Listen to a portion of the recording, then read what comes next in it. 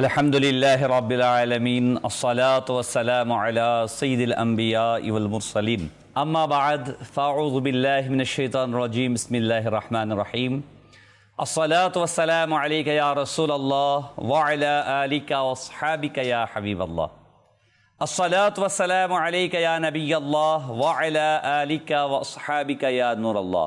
প্রিয় ইসলামী ভাইয়েরাও, মাদানী চ্যানেল দর্শকবৃন্দ, হজরতে মুজাদ্দিদ আল ফেসানি আলাইহি রহমতুর রহমান এর পবিত্র ওরস মুবারক উপলক্ষে অনুষ্ঠান ফয়জানে মুজাদ্দিদ আল ফেসানি, এতে আপনাদের সুস্বাগতম। দুরুদে পাকের অগণিত ফজিলত ও বারাকাত রয়েছে। আল্লাহ আজ্জা ওয়া জাল্লার প্রিয় নবী রসুল আরবি সাল্লাল্লাহু আলাইহি ওয়াসাল্লাম ইরশাদ করেন, কিয়ামতের দিন তোমাদের মধ্য থেকে অধিকতর নিকটতর সে হবে যে দুনিয়াতে অধিক পরিমাণে দুরূদ শরীফ পাঠ করবে। সাল্লু আলাল হাবিব সাল্লাল্লাহু তাআলা আলা মুহাম্মদ সাল্লাল্লাহু আলাইহি ওয়াসাল্লাম সালাতু ওয়া সালামান আলাইকা ইয়া সাইয়্যিদি ইয়া রাসূলুল্লাহ সাল্লাল্লাহু আলাইহি ওয়াসাল্লাম। মাদানী দর্শকবিন্দু, আমাদের প্রিয় আকা মাদানী ওয়ালে মুস্তাফা সাল্লাল্লাহু আলাইহি ওয়াসাল্লাম ইরশাদ করেন, নিশ্চয়ই আল্লাহ তাআলা প্রত্যেক শতাব্দীতে প্রারম্ভে এই উম্মতের জন্য এমন এক মহান ব্যক্তিকে প্রেরণ করবেন যিনি দ্বীন ইসলাম এর নবায়ন পুনরুজ্জীবন করবেন। এ থেকে আমরা জানতে পারলাম আল্লাহ তাবারক ওয়া তাআলা দ্বীন ইসলামকে পরিপূর্ণ রাখার জন্য শতাব্দীতে শতাব্দীতে এক মহান ব্যক্তিদের পাঠাবেন। তাদেরই একজন হজরতে মুজাদ্দিদ আল ফেসানি আলাইহি রাহমা। আমাদের বাংলা সাহিত্যের প্রিয় কবি ফারুক আহমদ মুজাদ্দিদ আল ফেসানি আলাইহি রাহমার সম্পর্কে বলেন, হাজার বছর পরে সে হিলাল উঠেছিল জেগে, হিন্দি বুতখানা ফুড়ে নিখিল বিশ্বের কুলে কুলে, অগণন মিথ্যাচারে নমরুদের সাজানো পুতুলে, বিপুল আঘাত হেনে লক্ষ সমুদ্রের প্রাণাবেগে, মুক্ত প্রাণ ধারা তারে পারেনি রুখিতে কারাদার, সেলিমের শিরনাস্ত্র ধুলাই হয়েছে একাকার, মুক্ত প্রাণ সাধকের সত্যের দুর্জয় শ্রোতা বেগে। মুজাদ্দিদ আল ফেসানি আলাইহি রাহমা এই পৃথিবীতে এসে অন্যায়ের বিরুদ্ধে এক প্রচণ্ড ঘূর্ণিঝড় ছিল, আর সেই ঘূর্ণিঝড়ে তছনছ হয়ে গিয়েছে মিথ্যার বিশাল প্রাচীর। আমরা শুনবো সেই ইতিহাস, সেই জীবনী, সেই মহান ব্যক্তিত্বের জন্ম থেকে নিয়ে তার আজীবনের সংগ্রাম, নেকির দাওয়াত, তার কারামত। ইনশাআল্লাহ তাবারাক ওয়া তাআলা আমাদের সাথে বিজ্ঞ মুবাল্লিগগণ রয়েছেন, নাথ খা আলহামদুলিল্লাহ খারিজ সাহেবও রয়েছেন। আসুন আমরা প্রথমেই মুজাদ্দিদ আল ফেসানি আলাইহি রাহমার এই অনুষ্ঠানে পবিত্র কুরআনুল কারীমের তেলাওয়াত শ্রবণ করে নিই। আউযু বিল্লাহি মিনাশ শাইতানির রাজীম। বিসমিল্লাহির রহমানির রহিম। আলা ইন্না আউলিয়া আল্লাহি লা খাউফুন আলাইহিম ওয়ালা হুম ইয়াহজানুন।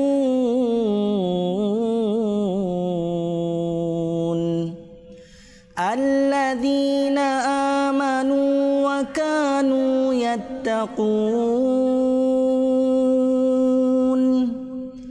লাহুমুল বুশরা ফিল হায়াতিদ দুনিয়া ওয়া ফিল আখিরাহ লা তাবদীলা লিকালিমাতিল্লাহ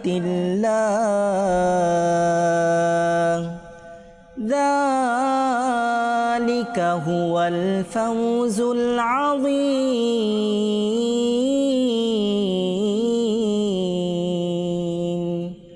সাদাকাল্লাহুল আযীম ওয়া সাদাকা রাসূলুহুন নাবিয়ুল হাবিবুল কারীম। সুবহানাল্লাহ, সুবহানাল্লাহ, সুবহানাল্লাহ। আমরা আল্লাহ তাবারক ওয়া তাআলার কালাম সূরা ইউনূসের ৬২ থেকে ৬৪ নম্বর আয়াতে কারিমার তেলাওয়াত শ্রবণ করলাম। আল্লাহ তাআলা কতই না সুন্দর সুসংবাদ দিয়েছেন এই আয়াতে কারিমাগুলাতে। জেনে রেখো, আল্লাহর বন্ধুদের কোনো ভয় নেই, আর তারা দুঃখিতও হবে না যারা ঈমান আনে আর তাকওয়া অবলম্বন করে। আর তাদের জন্য সুসংবাদ দুনিয়া ও আখিরাতে। আল্লাহ তাআলার কথার কোনো পরিবর্তন নেই, আর তাদের জন্যই সফলতা। সুবহানাল্লাহ, সুবহানাল্লাহ। আল্লাহ তাবারক ওয়া তাআলার যারা বন্ধু হন, যারা আল্লাহর বন্ধু, প্রিয় হন, ওলি হন, তারা দুনিয়া এবং আখিরাতে কোথাও তারা চিন্তিত হবে না, পেরেশানগ্রস্ত হবে না। আর প্রিয় আকা সাল্লাল্লাহু আলাইহি ওয়াসাল্লামের প্রশিক্ষণে তারবিয়াতে সাহাবায়ে কেরাম হয়েছিলেন, আর তাদের সোহবতে একের পর এক আউলিয়া কেরাম পৃথিবীতে এসেছেন। তারাই পৃথিবীবাসীকে অভয় শিখিয়েছেন। তারাও ভীত হননি, তাদের সঙ্গী সাথীদেরকেও ভীত করেননি। প্রিয় ইসলামী ভাইরা, তেমনি একজন এর জীবনী আজকে আমরা শুনতে যাচ্ছি। আর তিনি হচ্ছেন দ্বিতীয় সহস্রাব্দের মুজাদ্দিদ হজরতে শেখ আহমদ ফারুকি, যার লকব হচ্ছে মুজাদ্দিদ আল ফেসানি। ইনশাআল্লাহ তাআলা আসবো সেদিকে। আমরা কালাম শ্রবণ করে নিই। সাল্লাল্লাহু আলাইকা ইয়া রাসূলুল্লাহ, সাল্লাল্লাহু আলাইকা ইয়া হাবিবাল্লাহ, সাল্লাল্লাহু আলাইকা ইয়া রাসূলুল্লাহ। বলি দুঃখ কারিগি ইয়া রাসূলুল্লাহ,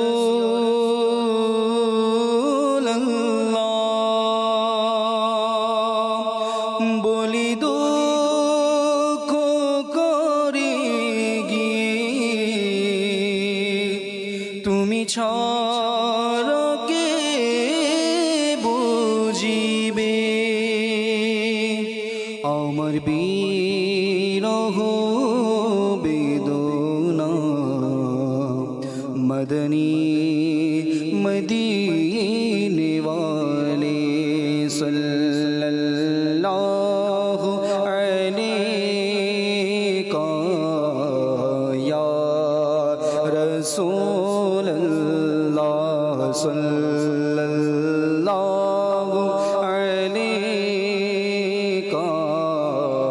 ইয়া হাবিবাল্লাহ। আমার আগামী প্রজন্ম হবে যারা তারা যেন ইয়া রাসূলুল্লাহ,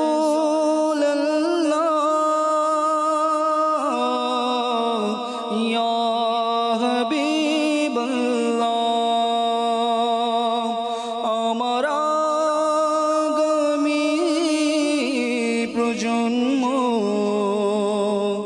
হবে যারা তারা যেন তোমার হয় আশিক দিওয়ানা। মদনী মদিনে ওয়ালে সাল্লাল্লাহু আলাইকা ইয়া রাসূলুল্লাহ, সাল্লাল্লাহু আলাইকা ইয়া হাবিবাল্লাহ। দুনিয়ার ভালোবাসা ভুলে যাও না, নবী প্রেম প্রেমে মন সারা দাও না, দুনিয়ার ভালোবাসা ভুলে যাও না, দুনিয়ার ভালোবাসা ভুলে যাও না, নবীর প্রেমে মন সারা দাও না, আশিক নবীর প্রেমে মন সারা দাও না। নূর নবীকে নূর বানাইয়া আল্লাহ মহান, তার পরেতে সৃষ্টি করলেন তামাম জাহান।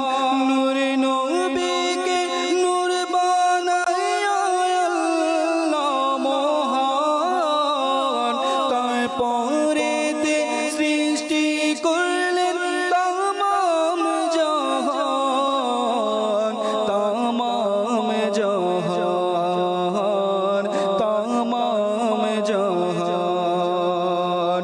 কারো সিলায় ভাবিলাম, কারো সিলায় ভাবিলাম, ভেবে দেখো না, নবীর প্রেমে মন সারা দাও না, আশিক নবীর প্রেমে মন সারা দাও না। নবীকে ভালোবাসিলে আল্লাহ রাজি, নবীকে ভালোবাসা ঈমানের দাবি, নূর নবীকে ভালোবাসিলে আল্লাহ রাজি, নবীকে ভালোবাসা ঈমানের দাবি, ঈমানের দাবি, ঈমানের দাবি। নূর নবীজির সুন্নতে, নূর নবীজির সুন্নতে জীবনে সাজাও না, নবীর প্রেমে মন সারা দাও না, আশিক নবীর প্রেমে মন সারা দাও না। ভাবে যারা শুধু খোদার সন্তুষ্টি চাও, তাহলে মোর নূর নবীকে আপন বানাও। ভাবে যারা শুধু খোদার সন্তুষ্টি চাও, তাহলে মোর নূর নবীকে আপন বানাও, আপন বানাও, আপন বানাও।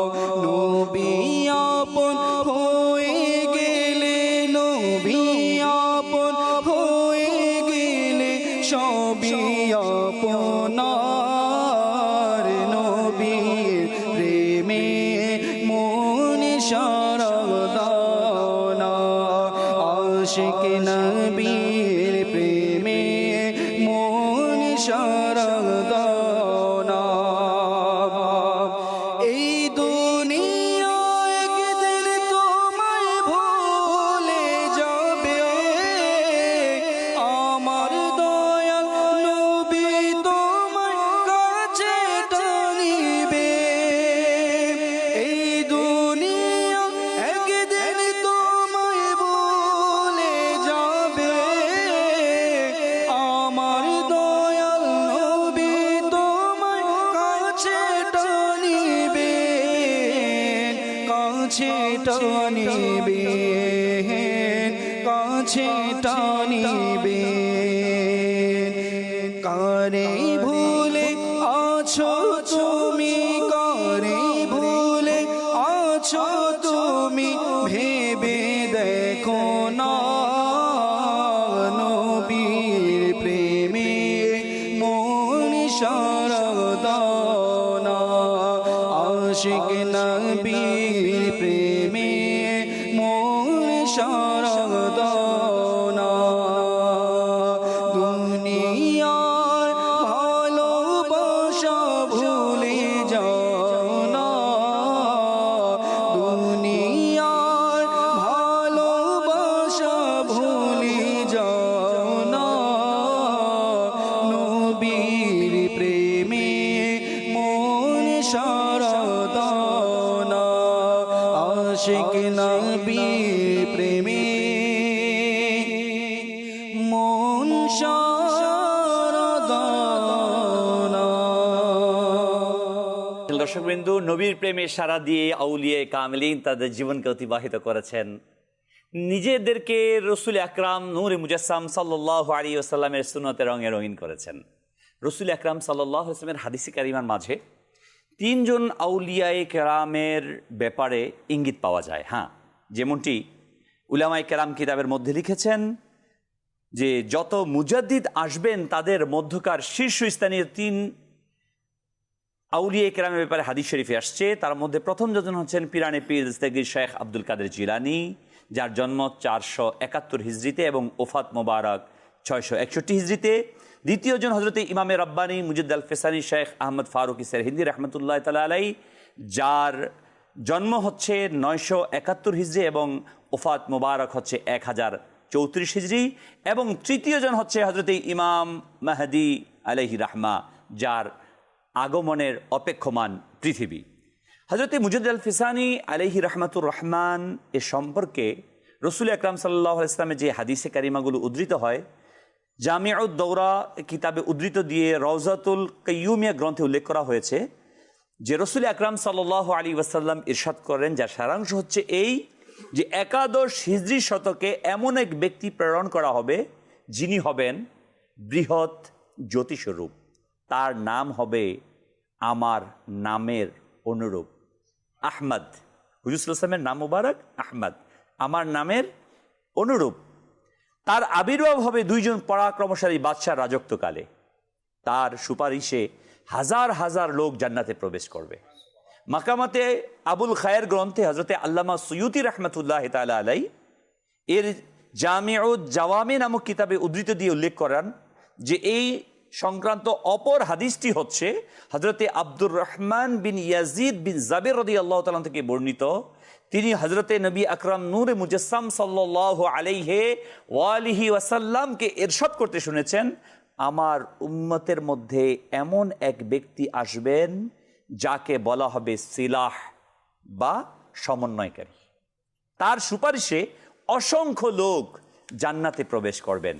এই কথা সর্বজন স্বীকৃত যে এই হাদিস দুটি হলো মুজাদ্দিদ আল ফেসানি শেখ আহমদ ফারুকি সেরহিন্দি রহমতুল্লাহ তাআলা আলাইহির জন্য বিশেষভাবে প্রযোজ্য। তার আগমন হয়েছে হিজরির দ্বিতীয় সহস্রাব্দের প্রারম্ভে এবং 11 হিজরির শতকের শুরুতে, এবং দুইজন পরাক্রমশালী বাদশার রাজত্বকালে তার আবির্ভাব হয়েছে। তার মাধ্যমে শরিয়াত এবং তরিকতের এই মহান মিলন ঘটেছে।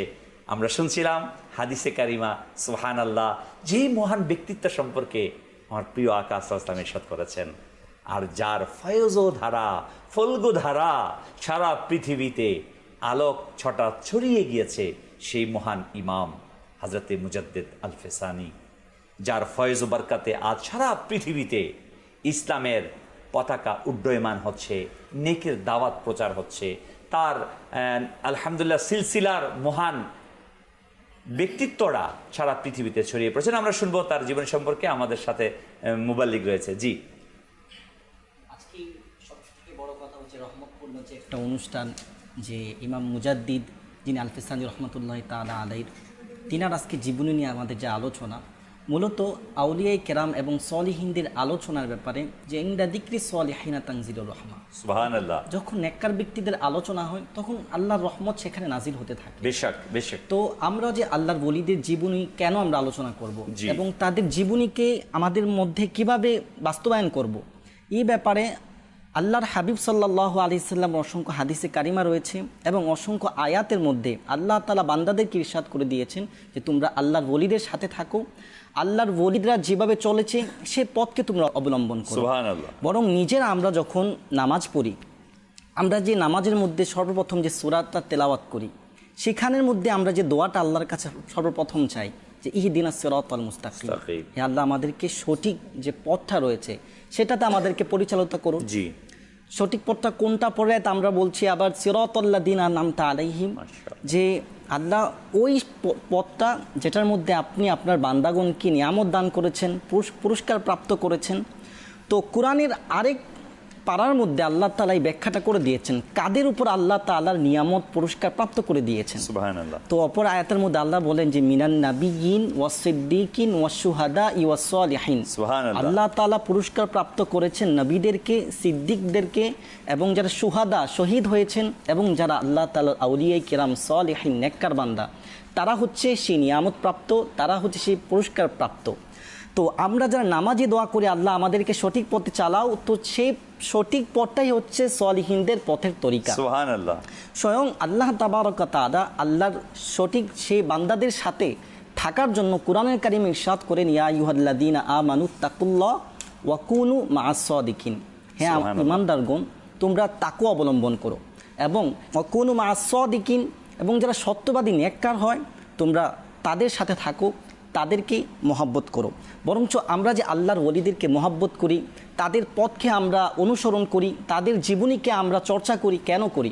এই জন্য করি, সেটার হুকুম আল্লাহ তাআলা দিয়েছেন যে তোমরা তাদের সাথে থাকো, তোমরা তাদেরকে মহব্বত করো। আল্লাহ রসুল সাল্লাল্লাহু আলাইহি সাল্লাম যে নেককারদেরকে, সাহাবাই কেরামদেরকে আমাদেরকে আইডল বানিয়ে দিয়েছেন, তাবিঈন কেরামদের আমাদেরকে আইডল বানিয়ে দিয়েছেন, এবং তিনাদের পরে জামানার মধ্যে যারা আউলিয়ে কামিলিন হবে তাদেরকে উম্মতের জন্য আইডল বানিয়ে দিয়েছেন। তো মূলত এই যে আয়াত রয়েছে, আয়াতের তাফসিরের মধ্যে নাইমুদ্দিন মুরাদাবাদী রহমাতুল্লাহি তাআলা আলাইহি বলেন যে আল্লাহর ওলি কারা? আল্লাহর ওলি হচ্ছে যারা ফরজ ইবাদতের মাধ্যমে আল্লাহ তাআলার নৈকট্য অর্জন করেছে, যারা রসুল সাল্লাল্লাহু আলাইহি সাল্লামের সুন্নতকে প্রতিনিয়ত অনুসরণ করতে থাকেন, যাদের নূর দিলের মধ্যে সবসময় আল্লাহ তাআলার মারিফতে ইলাহির মধ্যে ডুবন্ত থাকে। সুবহানাল্লাহ। জিনার চলা আল্লাহ তাআলার জন্যই চলা, জিনার কথা বলা আল্লাহ তাআলার মূলত আয়াত কি বলা, জিনার শোনা বরঞ্চ কোরআনের আয়াতকে শ্রবণ করে সেটার উপর শোনা এবং সেটাকে বলা। তো তাদেরকে মহাব্বত করা, তাদেরকে ভালোবাসা। তো রসুল সাল্লাল্লাহু আলাইহি সাল্লামের ফরমান এবং আল্লাহ তাআলারই হুকুম যে আউলিয়া কেরামদের মহাব্বত করো, তাদের সাথে থাকো, তাদের জীবনীকে অবলম্বন করো, নিজের সঠিক পথটাকে তোমরা পরিচালিত করো। তো বুখারী শরীফের মধ্যে একটি হাদিস রয়েছে, যে ব্যক্তি আল্লাহর ওলিদেরকে ভালোবাসবে। অনেকে বলেন আল্লাহর ওলিদের কি দরকার, আল্লাহর ওলিদের সাথে কি, আল্লাহর ওলিদেরকে ভালোবাসলে কি?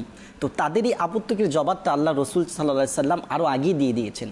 বুখারী শরীফের 2283 নম্বর হাদিসের মধ্যে হযরত আব্দুল্লাহ ইবনে মাসউদ রাদিয়াল্লাহু তাআলা আনহু থেকে বর্ণিত, তিনি বলেন যে আল্লাহ রসুল সাল্লাল্লাহু আলাইহি সাল্লাম বলেছেন, একজন ব্যক্তি আল্লাহ রসুলের দরবারে আসলেন এবং বললেন ইয়া রাসূলুল্লাহ কাইফা তাকুলু ফি রাজুলিন আহাব্বু কওমান, আল্লাহ, ইয়া রাসূলুল্লাহ ওই ব্যক্তির ব্যাপারে আপনি কি বলেন যে বলে আমি অমুক কমকে মহব্বত করি, অমুক ব্যক্তিকে আমরা ভালোবাসি। আল্লাহ রসুল এমন ইমান তাজাকারী কথা বলে দিলেন যে ইমান যে মানুষের সতেজ হয়ে যায়। আল্লাহ রসুল বলেন আলমার উ মা আমান আহাব্বা, আল্লাহ রসুল বলেন যে ব্যক্তি যাকে ভালোবাসবে কিয়ামতের ময়দানের মধ্যে সে তার সাথেই যাবে। এখন সে হাদিসের ব্যাখ্যার মধ্যে বলেন কিয়ামতের ময়দানের মধ্যে ব্যক্তিদেরকে আল্লাহ তাআলা ডাকবেন এবং ডাকার পরে বলবেন যে তোমাদেরকে দুনিয়ার মধ্যে কাকে তোমরা আইডল মানতে, দুনিয়ার মধ্যে কাকে তোমরা ভালোবাসতে? তারা বলবে আমরা সালিহিনদেরকে ভালোবাসতাম। তখন হাদিসের মধ্যে আছে ওয়ালাম ইয়ালহিক বিহিম, যদিও তারা সে সালিহিনদের মতো আমল করেনি, সালিহিনরা যে কাজ করেছে তারা সেটা করেনি, শুধু কি করেছে? মোহাব্বত করেছে। আল্লাহ বলেন সালিহিনদেরকে যে জান্নাতে আমি দান করেছি, সেই মোহাব্বতকারীদেরকে, সে পথ যারা চলেছে তাদেরকে সেই জান্নাতের মধ্যে আমি দিই। সুবহানাল্লাহ, সুবহানাল্লাহ। মাদানী দর্শকবৃন্দ, আমরা শুনছিলাম কোরআন ও হাদিসের আলোকে আউলিয়ায়ে কামিলিনকে কেন মোহাব্বত করতে হবে, কেন ফলো করতে হবে, তাদেরকে কেন ভালোবাসতে হবে। সুবহানাল্লাহ, সুবহানাল্লাহ। আর মুজাদ্দিদ আল ফেসানি আলাইহির রাহমাত, তিনি তো এক অনন্য মহান ওলিয়ে কামিল, সুবহানাল্লাহ, যার ব্যাপারে ফারুক আহমদ আলা লিখেছেন, ধন্য হে মুজাদ্দিদ, তুমি ধন্য সিপাহ সালার, তুমি খাস মাহবুবে খোদার, সালাম তোমাকে হাজার হাজার বার। হ্যাঁ, হাজার বার দিতেই হবে মুজাদ্দিদ আল-ফিসানিকে, কেননা তিনি এই ভারতবর্ষের মহাপ্রতাপশালী বাদশাহ আকবর এর প্রতিষ্ঠিত দিনে ইলাহিকে ভুলুণ্ঠিত করে দিনে হক, দিনে মুহাম্মাদি, দিনে ইসলামকে এই জমিনের মধ্যে প্রতিষ্ঠিত করেছেন। এজন্য এই মর্দে কালান্দারকে, মর্দে মুজাহিদকে বিভিন্নভাবে ঘাত প্রতিঘাত সহ্য করতে হয়েছে। তিনি গিয়েছেন সেই জেলখানার অন্ধকার কুঠরিতে, দিনের পর দিন তিনি অতিবাহিত করেছেন নজরবন্দিতে, কিন্তু থেমে থাকেননি। আসলে আমরা দেখেছি প্রিয় আকা মাদানী আলে মুস্তফা সাল্লাল্লাহু আলাইহি সাল্লাম শুধু নয়, বরং আদম আলা নবিগিনা ওয়া আলাইহি সালাম থেকে ঈসা আলাইহিস সালাম পর্যন্ত, এবং হুজুর সাল্লাল্লাহু আলাইহি সাল্লাম সর্বশেষ, প্রত্যেকজন নবী যখন সত্যের বাহক ছিলেন, ন্যায়ের পক্ষে কথা বলেছেন, সত্যকে প্রতিষ্ঠা করতে গিয়েছেন, আল্লাহ সুবহানাহু ওয়া তাআলার এই জমিনের মধ্যে আল্লাহর দ্বীনকে প্রতিষ্ঠা করতে গিয়েছেন, তখনই তাদের বিরুদ্ধে তাগুতি শক্তিরা বাধা হয়ে দাঁড়িয়েছে। কিন্তু তারা কেউ কিন্তু থমকে দাঁড়ায়নি, তাদেরই এক প্রতিচ্ছবি, প্রতিনিধি মুজাদ্দিদ আল-ফিসানি। আমরা শুনবো তার বিষয়ে আরো কিছু কথা। জি, মুজাদ্দিদ আল-ফিসানি আলাইহি রহমাতুর রহমান, ইনার ফুয়ুজ বরকত আলহামদুলিল্লাহ আজও ইনশাআল্লাহ পুরো দুনিয়া জুড়ে আল্লাহ তাআলার দয়ায় সেটা কায়েম ও দায়েম রয়েছে। হাজারো লক্ষ কোটি উনার মুরিদান রয়েছে, যারা উনার তরিকতের মধ্যে দাখিল রয়েছেন। বিশেষ করে আলহামদুলিল্লাহ এই মাসের মধ্যে উনার যে ওফাত শরীফ ওরস মুবারক উদযাপন হয়, আলহামদুলিল্লাহ মাদিনী চ্যানেল বাংলার মধ্যেও আসলে ধারাবাহিকতা আজ আমরা এখানে বসেছি। মূলত এটা আমাদের আজ মুসলমান যারা রয়েছে আমাদেরকে জানা দরকার, আমাদের পূর্বের আকাবিরিন, আমাদের বুজুর্গানে দিন, আমাদের সলফে সালেহীন, তরিকতের বিশেষ করে বুজুর্গানে দিন, যারা আমাদের আত্মশুদ্ধির জন্য তাদের গোটা জীবনটাকে তারা বিসর্জন দিয়েছেন। জি, মুসলমান আজ এক প্রকারের ক্রাইসিসের মধ্যে রয়েছে। এটা এমন একটা ক্রাইসিস যেটা আর্থিক কোনো ক্রাইসিস না, এটা হচ্ছে আত্মশুদ্ধির ক্রাইসিস। আজ আমাদের মধ্যে আমরা বলতে শোনা যায় এরকম যে আমাদের মধ্যে অনেকের মধ্যে আমরা ম্যানার্স দেখি না, মরালিটি দেখি না, এই বিষয়গুলো আমরা বলি। আমরা মুসলমান দেশের মানুষ, বিশেষ করে আমরা সাবকন্টিনেন্টের মধ্যে যদি দেখি, ভারত উপমহাদেশের মধ্যে আমাদের মুসলমানের সংখ্যা কিন্তু অনেক বেশি। কিন্তু আমাদের মধ্যে মুসলমান হওয়ার পরেও যে বিষয়গুলো, মুসলমানিত্বর যে বিষয়গুলো আখলাকের মধ্যে যে থাকা দরকার, সেটা আমাদের মধ্যে পরিলক্ষিত হয় না। এটার বড় একটা কারণ যদি আমি বলি, শরীয়তকে আমরা আলহামদুলিল্লাহ মানি, শরীয়তের মধ্যে নামাজ আছে, রোজা আছে, হজ আছে, জাকাত আছে, কিন্তু এইগুলো পালন করেও আমরা কেন আমাদের অন্তরের আত্মশুদ্ধিকে আমরা প্রতিষ্ঠিত করতে পারি না? কারণ আমরা তরিকত থেকে দূরে রয়েছি। যারা আলহামদুলিল্লাহ শরীয়তের পাশাপাশি তরিকতকে আপন করে নিয়েছে, তারাই আল্লাহ পাকের দয়ায় এই দুনিয়ার মধ্যে, এই জমিনের মধ্যে সফল হয়েছে। আর আল্লাহর ওলি যারা, তাদের ধারাবাহিকতা ইমামে রব্বানী মুজাদ্দিদ আল-ফিসানি রহমতুল্লাহ তাআলা আলাইহি, তিনিও এই কাজ করেছেন, আত্মশুদ্ধির কাজ। ইমামে রব্বানী মুজাদ্দিদ আল-ফিসানি রহমতুল্লাহ তাআলা আলাইহি আবির্ভাবটা আপনি বললেন যে তিনি এমন একটা সময় এসেছিল যে সময়টা জমিনের মধ্যে দ্বীনে ইলাহি একটি বিতর্কিত যে বিষয়, সেটা সমাজের মধ্যে প্রতিষ্ঠিত হয়েছিল, মুসলমানদেরকে পথভ্রষ্ট করা হয়েছিল। এমন অবস্থা হয়েছিল মাআযাল্লাহ, সে আল্লাহ রসুলের সুন্নতগুলোকে দাফন করে দিয়েছিল।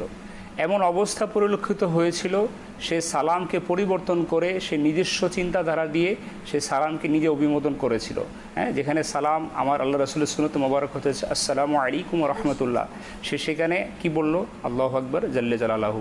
এভাবে করে সে বিতর্কিত করে মুসলমানদেরকে পথভ্রষ্ট করা শুরু করে দিয়েছিল। এমতো অবস্থায় ইমামে রব্বানী মুজাদ্দিদ আল-ফিসানি রহমতুল্লাহ তাআলা আলাইহি তিনি জমিনের মধ্যে এই জালিম বাদশাকে হুঙ্কার দিলেন। এবং দেখুন, ইনি রহমতুল্লাহ তাআলা আলাইহি, ইনার যেই তরিকত মুজাদ্দিদের তরিকা নকশবন্দিয়া, মূলত সিলসিলা আলিয়া নকশবন্দিয়া মুজাদ্দিদ তরিকা একবারে ঠান্ডা প্রকৃতির একটা তরিকতের সবক এখানে রয়েছে। এটা জিকিরটাও কিন্তু একবার ঠান্ডা প্রকৃতির জিকির। হ্যাঁ, এক এক তরিকতের কাদেরিয়া জিকিরটা একটু জালালিয়াতের জিকির রয়েছে, মাশাআল্লাহ কলবের।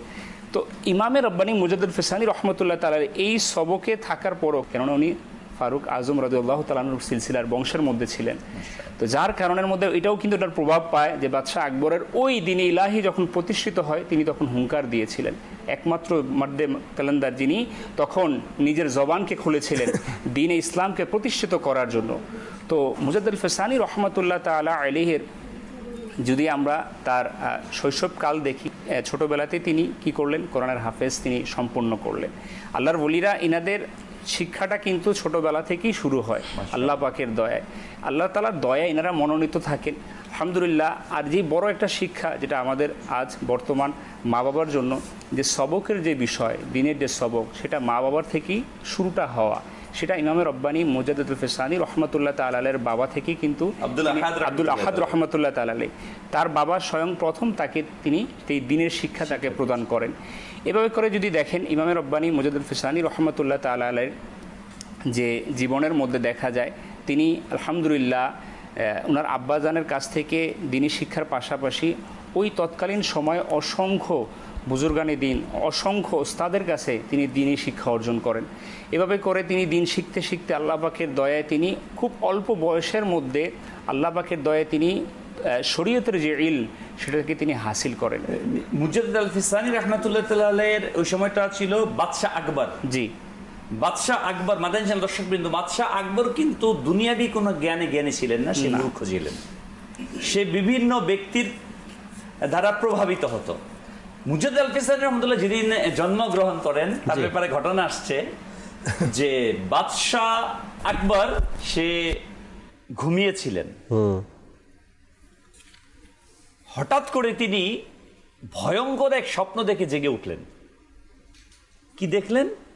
যে উত্তর দিক থেকে প্রচন্ড এক তুফান আসছে, এই তুফান এসে তার সিংহাসনকে উপরে উঠিয়ে আছড়ে দিচ্ছে, চূর্ণ বিচূর্ণ করে ফেলছে। তিনি এই স্বপ্ন দেখার পর বাহ্যিকভাবে কিন্তু এটা ভয়ের অত ছিল না, কিন্তু সে অস্থির হয়ে 7 দিন পর্যন্ত একেবারে বেহুশের মতো অবস্থা হয়ে গেছে। বিভিন্ন ডাক্তার আসছে, চিকিৎসক আসছে, কেউ চিকিৎসা করতে পারছে না। তো একজন যিনি আলিম ছিলেন সে জিজ্ঞাসা করলো, আপনার কি হয়েছে? তখন তার মোটামুটি একটু হুঁশ আসলো এবং বললো, আমি কোনো অসুস্থ না। বললো কি? বলে, আমি ভয়ঙ্কর এক স্বপ্ন দেখেছি, মানসিক দুশ্চিন্তায় আছে। দুশ্চিন্তায়। বলে কি? বলে, আমি দেখলাম যে উত্তর দিক থেকে এক প্রচন্ড বাতাস আসছে এবং আমার সিংহাসনকে আটকে মারছে।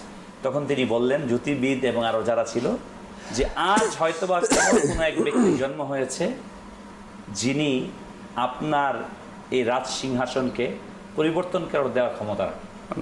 জানা গেল ওই দিন ছিল 14ই শাওয়ালুল মুকাররম, অর্থাৎ মুজাদ্দিদ আল-ফিসানি আলাইহি রাহমা এর জন্মদিন। মাদানী চ্যানেল দর্শকবৃন্দ, আল্লাহ সুবহানাহু ওয়া তাআলা তার আউলিয়ায়ে কামিলিনদেরকে পাঠান এবং এই জমিনের যারা বাতিল, যারা আল্লাহ তাআলার বিধানকে পরিবর্তন করে দিয়ে নিজের ইচ্ছাতে কিছু করতে চান, তাদেরকে পরিবর্তন করে দেন এই আউলিয়ায়ে কামিলিন। যে আমরা শুনবো সেই বিষয়ে। জি জাকির ভাই, যেটা আপনি বলছিলেন যে ওই সময়কার এক দুঃসাহসী বাদশাহ আকবর, তিনি যখন এই স্বপ্ন দেখল যে তার সিংহাসন তছনছ হয়ে গেছে, তখন তার নিজে চিকিৎসাও করালেন। আসলেই যখন সমাজের মধ্যে কোনো ভাইরাস ছড়িয়ে যায় বা এমন দুঃসাহসিকতা কেউ দেখায়, তখন ওই সমাজটা কিন্তু রোগের মধ্যে আক্রান্ত হয়ে পড়ে। আমরা যদি ক্যান্সারকে দেখি, তো ক্যান্সার প্রতিরোধ করার জন্য একজন বিজ্ঞ ডাক্তারের দরকার। আর যখন আপনি দেখবেন মুজাদ্দিদকে নিয়ে আলোচনা করবেন বা বিশ্লেষণ করবেন, তখন বলা হয় একজন মুজাদ্দিদ হলো বিজ্ঞ ডাক্তারের মতো। যেমন ক্যান্সার রোগীর রোগকে নির্ণয় করার জন্য একজন বিজ্ঞ ডাক্তারের কাছে নিতে হয়, তেমনি সমাজকে যদি কোনো ব্যক্তি কুলুষিত করে, এরপরে আপনার দেখা গেছে খারাপ আকিদা, খারাপ চিন্তা ভাবনা, আল্লাহ তাবারক ওয়া তাআলার হুকুম আহকামকে পরিবর্তন করতে চায়, ওই সময়কার মুজাদ্দিদ একজন বিজ্ঞ ডাক্তারের মতো। সে আসে এবং সমাজে শুধু ডাক্তার আসে একজন ক্যান্সারের রোগীর জন্য, কিন্তু এটা না কপালে হাত দিয়ে বলল যে তোমার জ্বর তো 102 আছে, 103 আছে, যাও না পা খেয়ে নাও, ঠিক হয়ে যাবে। ওই বিজ্ঞ ডাক্তারের কাজ কি হয়? 3, 4, 5টা, 8টা, 10টা চেক দেয়। চেক আপের জন্য রিপোর্ট আসে, রিপোর্ট চেক করে, এরপরে গিয়া নির্ণয় করে তোমার এই ধরনের ক্যান্সার হয়েছে। ঠিক একজন মুজাদ্দিদ যখন সে পৃথিবীতে আসে, এসে সমাজ থেকে নিয়ে একেবারে ঘর থেকে নিয়ে মসজিদ পর্যন্ত যেখানে যেখানে সংস্কার করার দরকার প্রত্যেকটা জায়গাতে সে সংস্কার করে এবং দিন ইসলামের দৃষ্টিকোণ থেকে যেভাবে পরিবর্তন করার দরকার সেভাবে পরিবর্তন করে। এখানে মজার একটা ঘটনা নূর হোসেন ভাই, এক এলাকাতে একজন ছিল অভিজ্ঞ ডাক্তার, তার কাছে কোনো সার্টিফিকেট ছিল না, আর বাকিরা যারা ছিল তারা ছিল সার্টিফিকেটওয়ালা। যার কাছে সার্টিফিকেট আছে সে জানে একটা মানুষকে কিভাবে চিকিৎসা দিতে হবে, আর যার কাছে সার্টিফিকেট নাই সে শুনে আসছে কিভাবে চিকিৎসা করতে হবে। দুই রকমের হয়ে যায়। যখন কোনো মুখস্থ বিদ্যা যার কাছে আছে, অভিজ্ঞ ডাক্তার তার কাছে যখন রুগী যায় সে জিজ্ঞাসা করে কি হয়েছে, এটা সমস্যা, ঠিক আছে এই ওষুধ লিখে দিলাম, খাও ভালো হয়ে যাবে। মানুষ তার কাছে আসতে লাগলো, এভাবে মানে মৌখিক চিকিৎসা নিতে লাগলো আর ভালো হতে লাগলো। এখন বিজ্ঞ ডাক্তার যাদের কাছে সার্টিফিকেট আছে তাদের কাছে মানুষ কম যায়, রুগী কম যায়। এটা দেখে ডাক্তাররা পেরেশান হয়ে গেল যে আমাদের কাছে লোক কম আসে কেন। বিজ্ঞ ডাক্তাররা বসে একটা পরামর্শ সভা করলো কি করা যায়। তাদের মধ্যে সিনিয়র পার্সন একজন ছিল, অনেক পুরানো ডাক্তার। সে বললে এক কাজ করো, সব ডাক্তারদেরকে ডাকো, সবার রাখো, সেখানে আমি 2-4টা কথা বলবো, আশা রাখি সমস্যার সমাধান হয়ে যাবে। অভিজ্ঞ ডাক্তারের কাছে মানুষ কম যাবে, বিজ্ঞর কাছে বেশি আসবে যখন এটা জানতে পারবে। সবাইকে ডাকলো। এরপর বিজ্ঞ ডাক্তার যিনি পুরানো সিনিয়র সে বলতে লাগলো আমাদের সমাজে কিছু অভিজ্ঞ ডাক্তার, অশিক্ষিত ডাক্তার আসছে, তারা জানে না শোনে না, যেখানে মন চায় সেখানে ছুরি চালায়। আপনারা কি জানেন কোন রগ কাটলে মানুষ কতক্ষণ বাঁচবে আর কোন জায়গাতে সেলাই করলে মানুষটা মারা যেতে পারে? এ কথা শুনে অভিজ্ঞ ডাক্তার যে অশিক্ষিত ডাক্তার সে বললো এই চিন্তা তো কখনো করিনি আমি। ওখান থেকে ফারিগ হওয়ার পরে যখন রোগী আসা শুরু হলো সে ছুরি চালাতে ভয় পাচ্ছে। আমি কোথায় ছুরি চালাবো, এখানে কোন রোগ আছে, কোনটা কাটবে, কোথায় সেলাই করব। যখন একজন মুজাদ্দিদ দেশকে, রাষ্ট্রকে, পৃথিবীকে সংস্কার করে তখন সে প্রত্যেকটা জায়গা, শিরা উপশিরা, রক্ত, মানুষ, ব্যক্তি, সমাজকে চিনে তারপরে সে সংস্কার করে, যাতে করে একটা পিপিলিকা হাঁটার মতো কুসংস্কার সমাজে না থাকে। এমন ভাবে মুজাদ্দিদ আল-ফিসানি রাহমাতুল্লাহি তাআলা আলাইহি সেই জমানাতে সংস্কার করে গেছেন। আল্লাহ তাআলার দয়ায় তার ফয়জ ও বরকত আজও পর্যন্ত এখানে বসে আমরা আলোচনা করছি। সুবহানাল্লাহ। শুনছিলাম আমরা মুজাদ্দিদ আল-ফিসানি রাহমাতুল্লাহি তাআলা আলাইহিকে নিয়ে উপমা দিয়ে কথা বলছিলাম আমাদের জাকির ভাই, তিনি কিভাবে আসলে মুজাদ্দিদ আল-ফিসানি রাহমাতুল্লাহি তাআলা আলাইহি সুন্নতে নববীর অনুসরণের এক অনন্য প্রতীক ছিলেন। অনন্য, রাইট। তার জীবনীতে আসছে একবার মুজাদ্দিদ আল-ফিসানি রাহমাতুল্লাহি তাআলা আলাইহি ঘরের মধ্যে প্রবেশ করলেন। প্রবেশ করে আরাম করছিলেন বাম কাত হয়ে। হঠাৎ করে কোনো কারণে বাম কাত হয়ে শুয়ে পড়েছেন। তার খাদিম তাকে খেদমত পা করছে, দাবিয়ে দিচ্ছিলেন। তো বললেন হুজুর আপনি বাম কাত হয়ে শুয়েছেন। সাথে সাথে মুজাদ্দিদ আল-ফিসানি উঠে গেলেন, ডান কাত হয়ে শুলেন এবং অদৃশ্য থেকে আওয়াজ আসলো যে এই সুন্নতের উপর আমল করার কারণে আমি তোমাকে উঁচু মর্যাদায় অবহিত করলাম, আল্লাহ সমাসীন করলাম এবং তোমার খাদিমকেও ক্ষমা করে দিলাম। মুজাদ্দিদ আল-ফিসানি রাহমাতুল্লাহি তাআলা আলাইহি এমন এক ব্যক্তি, বর্তমান সময় যদি আমরা দেখি ইসলামের মধ্যে, ধর্মের মধ্যে আল্লাহ তাআলার দয়া আহলে সুন্নাত ওয়াল জামাত তো আল-ফিসানি মুজাদ্দিদ রাহমাতুল্লাহি তাআলা আলাইহির চর্চা 12 মাস করতেই থাকে, আলহামদুলিল্লাহ। এছাড়াও অন্যান্য যে ফিরকা আছে তারাও আল-ফিসানি মুজাদ্দিদ রাহমাতুল্লাহি তাআলা আলাইহি প্রশংসা করতেছে। যারা আমার কামরুল ইসলামে একটু আগে বললেন, অনেক মানুষ আছে আউলিয়া ইকরামদেরকে মহব্বত করা, তাদের কাছে যাওয়া, তাদের দরবারে যাওয়া, যারা এমন ধরনের কথা বলে তাদের মধ্যেও আমি দেখেছি আল-ফিসানি মুজাদ্দিদ রাহমাতুল্লাহি তাআলা আলাইহিকে ভালোবাসেন, মহব্বত করেন, চর্চা করেন। কোথাও উদাহরণ দেওয়ার প্রয়োজন হলে তার জীবনী নিয়ে উদাহরণ দেন। মুজাদ্দিদ আল-ফিসানি রাহমাতুল্লাহি তাআলা আলাইহি যে দর্শনটা, জি, উনি পরিপূর্ণ কোরআন এবং হাদিস এর বাহিরে একটুকু কোনো আউলিয়া ইকরামই যান না, কোনো আউলিয়া ইকরামই যান না, কিন্তু মুজাদ্দিদ আল-ফিসানি আরো বিশেষভাবে তিনি একেবারে অভিন্ন ছিলেন এই বিষয়ে। এবং আজও তার প্রমাণ মুজাদ্দিদ আল-ফিসানি রাহমাতুল্লাহি তাআলা আলাইহি যে ওরস মোবারক হয় জাকির ভাই, আলহামদুলিল্লাহ 3 দিন ব্যাপী, 26, 27 এবং 28 তারিখ সফর মাসের 28 তারিখ সর্বশেষ দিন, যেহেতু সর্বশেষ এদিনই ওনার ওরস মোবারক। 3 দিন খাতমে খাজেগান শরীফ হবে, সুবহানাল্লাহ, আর কোরআন তেলাওয়াত। সারা বিশ্বের যত মাশহুর আউলিয়ায়ে কামিলিনের মহাব্বতকারী আছে, কারি সাহেবান, ওনারা চলে আসে। অনেকে আজকে আমাদের সমাজের মধ্যে বলে না যে উরুস মানে মাজাল্লাহ নাউজুবিল্লাহ এমন তেমন। আপনি উরুস মোবারক দেখতে চান, চলে যান মুজাদ্দিদ আল-ফিসানি আলাইহির রহমত দরবারে। কেমন হয় ওরস মোবারক কাকে বলে, ওরস মোবারক আপনি অবলোকন করতে পারবেন। হ্যাঁ, আপনি ওরস মোবারককে নিয়ে সমালোচনার চেষ্টা করছেন, চলে যান আমার মহান ইমাম আলা হযরত ইমাম আহমদ রেজা রহমতুল্লাহ দরবারে, দেখে আসুন ওরস কিভাবে উদযাপন করতে হয়। মাদানী দর্শকবৃন্দকে আমি অনুরোধ জানাবো, আজকে গুটি কয়েক ধর্ম ব্যবসায়ী যারা এই তরিকতকে ব্যবসার কেন্দ্র বানিয়েছে, তরিকতকে আজকে বেহায়াপনার আখড়া বানিয়েছে, তাদেরকে দেখি আপনি বলছেন তরিকতের কথা। এত বড় স্পর্ধা না। আরে তরিকত এসেছে আমার গাউসে পাক আলাইহির রহমার কাছ থেকে, তরিকত এসেছে মুজাদ্দিদ আল ফেসানি আলাইহির রহমার কাছ থেকে, তরিকত এসেছে বাহাউদ্দিন নকশবন্দি আলাইহির রহমার কাছ থেকে। তাদের কাছে যান, সেখানে গিয়ে দেখুন আজকে যেমনই ভাবে গুটি কয়েক মসজিদদের মধ্যে যদি দুর্নীতি হয়, খারাপ কাজ হয়, কোনো মাদ্রাসার মধ্যে যদি ব্যতিক্রম কোনো কাজ হয়, খারাপ কাজ হয়, আমি যেমন প্রত্যেকটা মাদ্রাসাকে খারাপ বলতে পারবো না, প্রত্যেকটা মসজিদকে খারাপ বলতে পারবো না, প্রশাসনের কোনো ক্ষেত্রে যদি কোনো প্রশাসনের ব্যক্তি যদি অফিসার যদি দুর্নীতি করে, আমি প্রশাসনের প্রতিটি পার্টকে যেমনভাবে দুর্নীতিগ্রস্ত বলতে পারবো না, ঠিক অনুরূপভাবে যে তরিকতের যে কারখানাগুলো আছে, তরিকতের যে শিক্ষাগুলো আছে, এই আউলিয়া কেরামের দরবারগুলো, মাজারগুলোকে যেন আমরা খারাপ না বলি। রাইট। মাদানী চ্যানেল দর্শকবৃন্দ, মুজাদ্দিদ আল ফেসানি আলাইহির রহমা তিনি যদি না আসতেন, হয়তো আজকে আমরা মুসলমান হিসেবে দাবি করতে পারতাম না।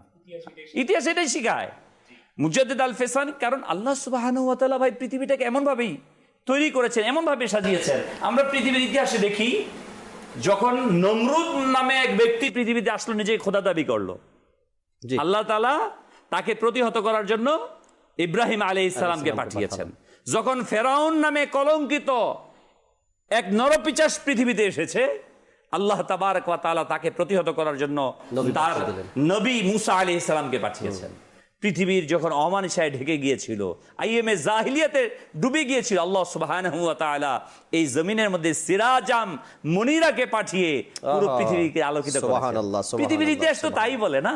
হ্যাঁ হ্যাঁ, যুগের বিবর্তনে যখন এসেছে, যখন বাদশাহ আকবরের মতো এক দাজ্জাল পৃথিবীতে আসছে, দ্বীনে ইসলামকে বন্ধ করে দিয়ে চাটুকার কিছু আলিমকে দিয়ে দ্বীনে ইলাহিকে প্রতিষ্ঠা করেছে, সেজদার প্রথা চালু করেছে, মাজাল্লাহ ইসলামের মধ্যে ভাই বোনদের মধ্যে বিবাহের প্রথা চালু করে দিয়েছে, সকল ধর্মের সংমিশ্রণ, সনাতনী, মুসলমান, খ্রিস্ট ইত্যাদি ইত্যাদি ধর্ম নিয়ে দ্বীনে ইলাহিকে তৈরি করেছেন। ইসলামের যতগুলো দিক ছিল সবগুলোকে নিঃশেষ করে দেওয়া হয়েছে, কোরবানি নিষিদ্ধ করা হয়েছে। এমনভাবে একের পর এক পুরো ইসলামকে যখন ভুলণ্ঠিত করেছে, আল্লাহ সুবহানাহু ওয়া তাআলা মুজাদ্দিদ আল ফেসানি আলাইহির রহমাকে পাঠিয়েছেন। প্রিয় ইসলামের জি, আমরা যদি দেখি এরকম আমাদের আজকে মুসলমান সমাজের একটা সংখ্যা দেখা যায়, বলতে দেখা যায় এরকম যে আমরা তো হুজুর সাল্লাল্লাহু আলাইহি সাল্লামের উম্মত, আমরা তাকেই মানব। জি, আমরা কেন আব্দুল কাদের জিলানীকে মানব, আমরা কেন ইমামে আজম আবু হানিফা রহমতুল্লাহকে মানব? এই যে কথাটা বলাটা, এটা হইতেছে সম্পূর্ণ কি মূর্খতার বহিঃপ্রকাশ, কোরআনের বিরুদ্ধে, কোরআনের বিরুদ্ধে, সম্পূর্ণ কোরআনে কোরআনের বলেছেন ওয়াতিউল্লাহ ওয়া আতিউর রাসূল ওয়া উলিল আমরি মিনকুম।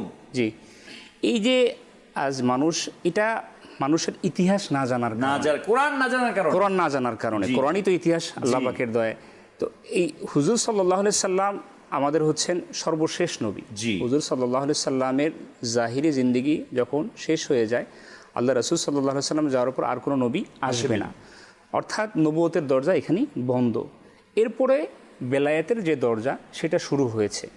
মূলত তরিকাতের যে বুজুর্গানে দিন, গাউসে পাক, খাজা মঈনুদ্দিন চিশতি, খাজা বাহাউদ্দিন নকশবন্দি, মুজাদ্দিদ আল ফেসানি রহমতুল্লাহ তাআলা আলাইহি, রহিমুল্লাহ মুবিন যারা রয়েছেন, ইনারা হচ্ছেন হুজুর সাল্লাল্লাহু আলাইহি সাল্লাম সাহাবায়ে কেরামের পথ তারা অনুসরণ করেই কিন্তু এই তরিকতের দরজাগুলো আস্তে আস্তে আমাদের কাছে এসেছেন। এটা কোনো নতুন কোনো কিছু না, এটা কোরআন হাদিসের আলোকেই এই রাস্তা। মূলত হচ্ছে, আমি যদি তরিকতের আমাদের যে সাজরা শরীফ যদিগুলো দেখি, আমরা ইমামে রব্বানি মুজাদ্দিদ আল ফেসানি রহমতুল্লাহ সাজরা যদি দেখি, এটা যেতে যেতে কোথার দিকে গিয়েছে, সালমান ফারসি রাদিয়াল্লাহু তাআলা আনহু, উপরে আবু বকর সিদ্দিক রাদিয়াল্লাহু তাআলা আনহু, এরপর হুজুর সাল্লাল্লাহু আলাইহি সাল্লাম, এভাবে করে গাউসে পাকের সেটা হুজুর সাল্লাল্লাহু আলাইহি সাল্লাম পর্যন্ত পৌঁছেছে। আমি ধারাবাহিকভাবে শর্টভাবে বলছি। তো সিলসিলা মূলত আল্লাহ রাসূল সাল্লাল্লাহু আলাইহি সাল্লাম পর্যন্তই সেখান থেকেই শুরু হয়েছে। মূলত এখানে হচ্ছে বেলায়েতের দরজা, আল্লাহ তাআলার ওলি যারা রয়েছেন তাদের মাধ্যমে এই বহিঃপ্রকাশটা হয়েছে। আপনি যদি দেখেন, শরীয়তকে যদি আমরা মানি, আমাদের নামাজ রয়েছে, কিন্তু আমাদের নামাজ পড়ার পরেও আমাদের কি হয় না, আমাদের গুনাহ আমাদের থেকে ছুটে না, জি। আমাদের পবিত্রতা কুপবিত্রতা আমাদের থেকে যায় না, আমাদের নফসের খায়েশ আমাদের থেকে মিটে না। কেন? এটা হচ্ছে আত্মশুদ্ধির যে প্রশিক্ষণ, সেটা আমাদের মধ্যে না থাকার কারণে। যদি দেহ থেকে প্রাণকে আলাদা করা হয় তাহলে সেই দেহের কোনো মূল্য থাকে না। ঠিক তেমনিভাবে শরীয়ত ও তরিকতকে যখন একজন মুসলমান সে আঁকড়ে ধরবে, সে তখন প্রকৃত মুমিন হবে। সুবহানাল্লাহ। কেউ যদি বলে যে আমি শরীয়তকে মানি, তরিকতকে মানব না, তাহলে সে কখনোই মুমিন হতে পারবে না। এই জন্য তাকে উভয়কে সমন্বয় করে। এখন আমাকে আপনাকে তরিকত বুঝার জন্য এই যে তরিকতের যারা বুজুর্গানে দিন রয়েছেন, তরিকতের যারা সুফি রয়েছেন, ইনাদেরকে আমাদের পথ প্রদর্শন অনুসরণ করতে হবে। তাহলে আমরা কিন্তু সঠিকভাবে সফলকাম হতে পারবো। বেশক বেশক, নিঃসন্দেহে আমাদের উচিত যেন আমরা সঠিক পথ প্রদর্শকের রাস্তায় যাই। হ্যাঁ, কোনো ভুল ডাক্তারের কাছে গিয়ে চিকিৎসা নিয়ে যেন আমরা ডাক্তার সম্প্রদায়কে গালি না দিই, এটা মনে রাখতে হবে। জি, বলছিলেন আপনি। নেককার সলিহিনদের আমাদের প্রয়োজনীয়তা দুনিয়ার মধ্যে যেমন রয়েছে, আখিরাতের মধ্যে তেমনি রয়েছে। বেশক বেশক। কিরকম রয়েছে? কোরআনের কারিমের মধ্যে রয়েছে, আল্লাহ তাআলা ইরশাদ করেন, আল আখিল্লা ইয়াউমা ইদিন বা'দুহুম লিবা'দিন আদুউন ইল্লাল মুত্তাকিন। সুবহানাল্লাহ। যে যারা বন্ধু বন্ধু হবে, যারা দুনিয়াতে আমরা বন্ধু মনে করি, কিয়ামতের দিন তারা শত্রু হয়ে যাবে, চাই মা হোক, বাবা হোক, বোন হোক। কিন্তু বন্ধু কে হবে? আল্লাহ বলি ইল্লাল মুত্তাকিন, পরহেজগারে ব্যতীত। এখন পরহেজগার কারা? অপরাধ বলেন আউলিয়ায়ে কেরামরা হচ্ছে মুত্তাকি। মুত্তাকিন। তো তারা কিয়ামতের দিন কি করবেন? সুপারিশ করবেন তাদের নিজেদের জন্য। যেরকম গাউস পাক বলেন না, যে কিয়ামতের দিন আমি আল্লাহ তাআলা দরবার থেকে ততক্ষণ পর্যন্ত সরব না যতক্ষণ পর্যন্ত আমার একটাও মুরিদ থেকে যাবে। এবং আমরা যে হাদিসও তো শুনলাম না, রাসূল আকরাম সাল্লাল্লাহু আলাইহি ওয়াসাল্লাম ইরশাদ করেছেন, আমার নামে নাম হবে এবং তার সুপারিশে অসংখ্য আমার উম্মতি জান্নাতে চলে যাবে। মাদানী দর্শকবৃন্দ, আমরা চাই শরীয়তে মুতাহহারার পরিপূর্ণ অনুসরণ। আর মুজাদ্দিদ আল ফেসানি আলাইহি রাহমাতুর রহমান, সুবহানাল্লাহ, তার জীবনী লেখকগণ লিখেছেন, হযরত মুজাদ্দিদ আল ফেসানি রাহমাতুল্লাহ তাআলা আলাইহি লিখিত কিতাবের সংখ্যা প্রায় 625। সুবহানাল্লাহ, 625টি তিনি, এবং মাকতুবাত শরীফ তার মশহুর ও মারুফ কিতাবের। এটা বিভিন্ন মাকতুব, চিঠি, মাকতুব মিন্স হচ্ছে চিঠি, বিভিন্ন ব্যক্তিবর্গকে, ওনার সন্তানদেরকে, বিভিন্ন শাসকদেরকে, বিভিন্ন খলিফাদেরকে। মুজাদ্দিদ আল ফেসানি রহমতুল্লাহ আলাইহির ওনার সংস্কারের ডিজাইনটা এক অনন্য ছিল। তিনি প্রথমে ইলমে দ্বীন শিক্ষা গ্রহণ করেন, তারপর তিনি ইলমে দ্বীন শিক্ষা গ্রহণের পর তিনি তার মুরিদদেরকে শিখান। ওই শিখানোর যেহেতু বাদশাহ আকবর এক পরাক্রমশালী মোগল সম্রাটদের মধ্যে বাদশাহ আকবর কিন্তু সবচেয়ে শক্তিশালী বলা হয় তাকে, বাদশাহ আকবর। জি, সে ব্যাপক সাম্রাজ্যকে সমৃদ্ধশালী করেছিল দুনিয়াবি দিক দিয়ে। ওই পরাক্রমশালী ব্যক্তির বিরুদ্ধে দাঁড়ানো মামুলি কিন্তু কথা না। এবং তার পরবর্তীতেই তার সন্তান জাহাঙ্গীর আসে, এবং সে কিন্তু তার পিতার উত্তরাধিকারী হয়ে ওই দিনে ইলাহিকে আরো বেশি ভাবে প্রতিষ্ঠা চেয়েছিল, কিন্তু পারেনি এই মহান ব্যক্তির কারণে। আপনি যে এই বিষয়টা শুরুতেই আপনি তুলে ধরছেন যে অ্যাডভান্স কিতাবের মধ্যে, হাদিসের পাকের মধ্যে আসছে, দুই বাদশার মধ্যবর্তী ব্যক্তি হবে মুজাদ্দিদ আল ফেসানি রাহমাতুল্লাহি তাআলা আলাইহি। যে কোনো ভাবে, যে কোনো পন্থায় আইনকে মানে মিথ্যাভাবে ব্যবহার করে, খারাপভাবে ব্যবহার করে মুজাদ্দিদ আল ফেসানি রাহমাতুল্লাহি তাআলা আলাইহিকে বন্দী করা হয়েছিল। আর এই ঘটনাটাও কিন্তু জগৎ বিখ্যাত। ওলামায়ে কেরাম প্রত্যেকের কাছেই এই ঘটনা পৌঁছিয়েছে যে মুজাদ্দিদ আল ফেসানি রাহমাতুল্লাহি তাআলা আলাইহিকে যে বন্দী করা হয়েছে, জাহাঙ্গীরকে, তার অর্থাৎ তার হুকুমগুলোকে নিষেধ করার কারণে, সে যে শরীয়ত বিরোধী কাজ করত সেটাকে নিষেধ করার কারণেই মূলত যে কোনো ভাবেই হোক মুজাদ্দিদ আল ফেসানি রাহমাতুল্লাহ তাআলা আলাইহিকে বলা হয়েছে। যখন তাকে কারাবন্দী করা হয়, সেখানেও মুজাদ্দিদ আল ফেসানি একজন মুজাদ্দিদ কেমন হয়ে থাকে, সেখানেও তিনি কিন্তু নীরব থাকেননি। এমন নয় কি আমার জবানটা বন্ধ, আমি এখন জেলে আছি বা বন্দি আছি, এই মুহূর্তে আমি কোনো কাজ করতে পারবো না। মুজাদ্দিদ আল ফেসানি রাহমাতুল্লাহি তাআলা আলাইহি সেই বন্দিখানা যেখানে ছিল, সেখানেও তিনি নেকির দাওয়াত দেওয়া শুরু করে দিলেন। বলা হয়েছে যখন মানুষের কাছে সে নেকির দাওয়াত প্রচার করতে লাগলো, সেখানে এক একজন নেককার হওয়া শুরু করছে, গুনাহ এবং খারাপ কাজ ছেড়ে দিয়ে তওবা করে নেককার হওয়া শুরু করছে। আল্লাহ তাআলার দয়ায় এই ঘটনা আরো আছে, আমি বলবো। আল্লাহ তাআলার দয়ায় মুজাদ্দিদ আল ফেসানি রাহমাতুল্লাহি তাআলার এই পথকে অনুসরণ করে আজ দাওয়াত ইসলামী, আল্লাহ তাআলার দয়ায় আলহামদুলিল্লাহ বিশ্বের বিভিন্ন দেশের মধ্যে জেলখানাতেও দিনী কাজ করার চেষ্টা করছে। এর প্রতিফলন আমাদের সামনে। মুজাদ্দিদ আল ফেসানি রাহমাতুল্লাহি তাআলার এই কাজগুলো যখন দেখলো সেখানের জেলার, তো জিজ্ঞাসা করলো ইনি কি করছে এগুলো? বলল ইনি তো মানুষকে 2-4 কথা বলে মানুষ নেককার হয়ে যাচ্ছে, মানুষকে এক কথা বলে তো মানুষ নামাজি হয়ে যাচ্ছে, মানুষকে একটু শোনায় কিছু তো তার পিছনে হাঁটা শুরু করতে লাগলো। আল্লাহ তাআলার দয়ায় এমন বিপ্লব ঘটেছে সে বন্দিখানায় অর্থাৎ জেলখানার মধ্যে, গোয়ালিনের জেলখানায়, হ্যাঁ জেলখানার মধ্যে আল্লাহু এমন আকবার, বিপ্লব আল্লাহু ঘটেছে, আকবার। স্বীকার করতে বাধ্য হয়েছে যে আমি যদি তাকে বন্দি করে রাখি তবে একজন আর খারাপ লোক জেলখানায় থাকবে না। আল্লাহ, কেমন পরিবর্তন সেখানে বিপ্লব ঘটিয়েছে। তো এই নেককার ব্যক্তিরা, এই মুজাদ্দিদগণ যদি জমানায় জমানায় পৃথিবীতে না আসতো তবে ওই জমানার পরে আমাদের অবস্থা কি হতো? তার মানে এটা দ্বারা বোঝা যাচ্ছে নেক সলে বান্দারা যেখানে যায় জি, সেখানেই তাদের ইমানি আলোয় পুরো পরিবেশটাকে আলোকিত করে। তারা নিজের সুরত পাল্টায় না, অপরের সুরত পাল্টায়। এখন আমাদের সমাজের মধ্যে কি হয়, আমরা নিজের সুরতটা পাল্টিয়ে দিই, যেখানে যাই ওই তার রঙে আমরা রাঙিয়ে যাই, কিন্তু আমার রংটা যে সেখানে ছড়াতে হবে সেটা বুঝে না। ইসলাম সে তো পরশ মানিক, জি। তাকে পেয়েছি খুঁজি, আহা, পরশে যাহারা শোনা হলো তাদেরই মোরা বুঝি। হ্যাঁ, হ্যাঁ। মাদানী ছেলে দর্শক বিন্দু, বাস্তবিকই এই পরশ পাথর ছিল আমাদের আকাবেরিনগণ, আউলিয়ায়ে কামিলিনগণ। আমরা জাকির ভাইয়ের কাছ থেকে শুনলাম গোয়ালিনের জেলখানার ভিতর ওই জেলারের বক্তব্য ছিল যে সাধারণ মানুষ ছিল সে ফেরেশতা হয়ে গেছে, ফেরেশতা হয়ে গেছে। আর যে চোর ডাকাত বিভিন্ন ক্রাইম লোক ছিল সে উত্তম মানুষে পরিণত হয়েছে। সুবহানাল্লাহ। তার মানে তাদের ব্যক্তিত্বটা কেমন ছিল, তাদের সোহবতটা কেমন ছিল, তারা কেমন সোনার মানুষ ছিলেন। হ্যাঁ, আমরা তার ঝলক আমরা বর্তমান সময়ের এক মহান অলিকে দেখতে পাই, যেই মহান অলি কামেল নাম ইলিয়াস কাদের। সুবহানাল্লাহ, সুবহানাল্লাহ। যে ইলিয়াস কাদেরের সোহবতে যায় আলহামদুলিল্লাহ গুনাহগার নেককার হয়, আর নেককার আল্লাহর অলিতে পরিণত হয়। সুবহানাল্লাহ, সুবহানাল্লাহ। আজকে আমরা হচ্ছে আলহামদুলিল্লাহ দাওয়াতে ইসলামী, এটা অনেকে ভাবে যে দাওয়াতে ইসলামী এটা শুধুমাত্র এক পীরের সংগঠন না, ওখান থেকে আসা, ওখান থেকে আসা, ওইসব ব্যক্তিদের অনুসরণ করেই তো এটা, তাই না? এটা নিঃসন্দেহে। মাদানী চ্যানেল দর্শক কিন্তু আমি আপনাকে বলবো যে দাওয়াতে ইসলামী এটা একক কোন পীরের সংগঠন না, একক কোন তরিকাতে সংগঠন। এই যে আমি আজকে বসে আছি, আমি মুজাদ্দিদ তরিকার আলহামদুলিল্লাহ রাব্বিল আলামিন, মুজাদ্দিদ আল ফেসান রহমাতুল্লাহ। এই যে আমাদের নূর হোসেন তুষার ভাই বসে আছে, মুজাদ্দিদ তরিকার, এই যে কাদেরিয়া তরিকার, হ্যাঁ মুজাদ্দিদ তরিকার, সব।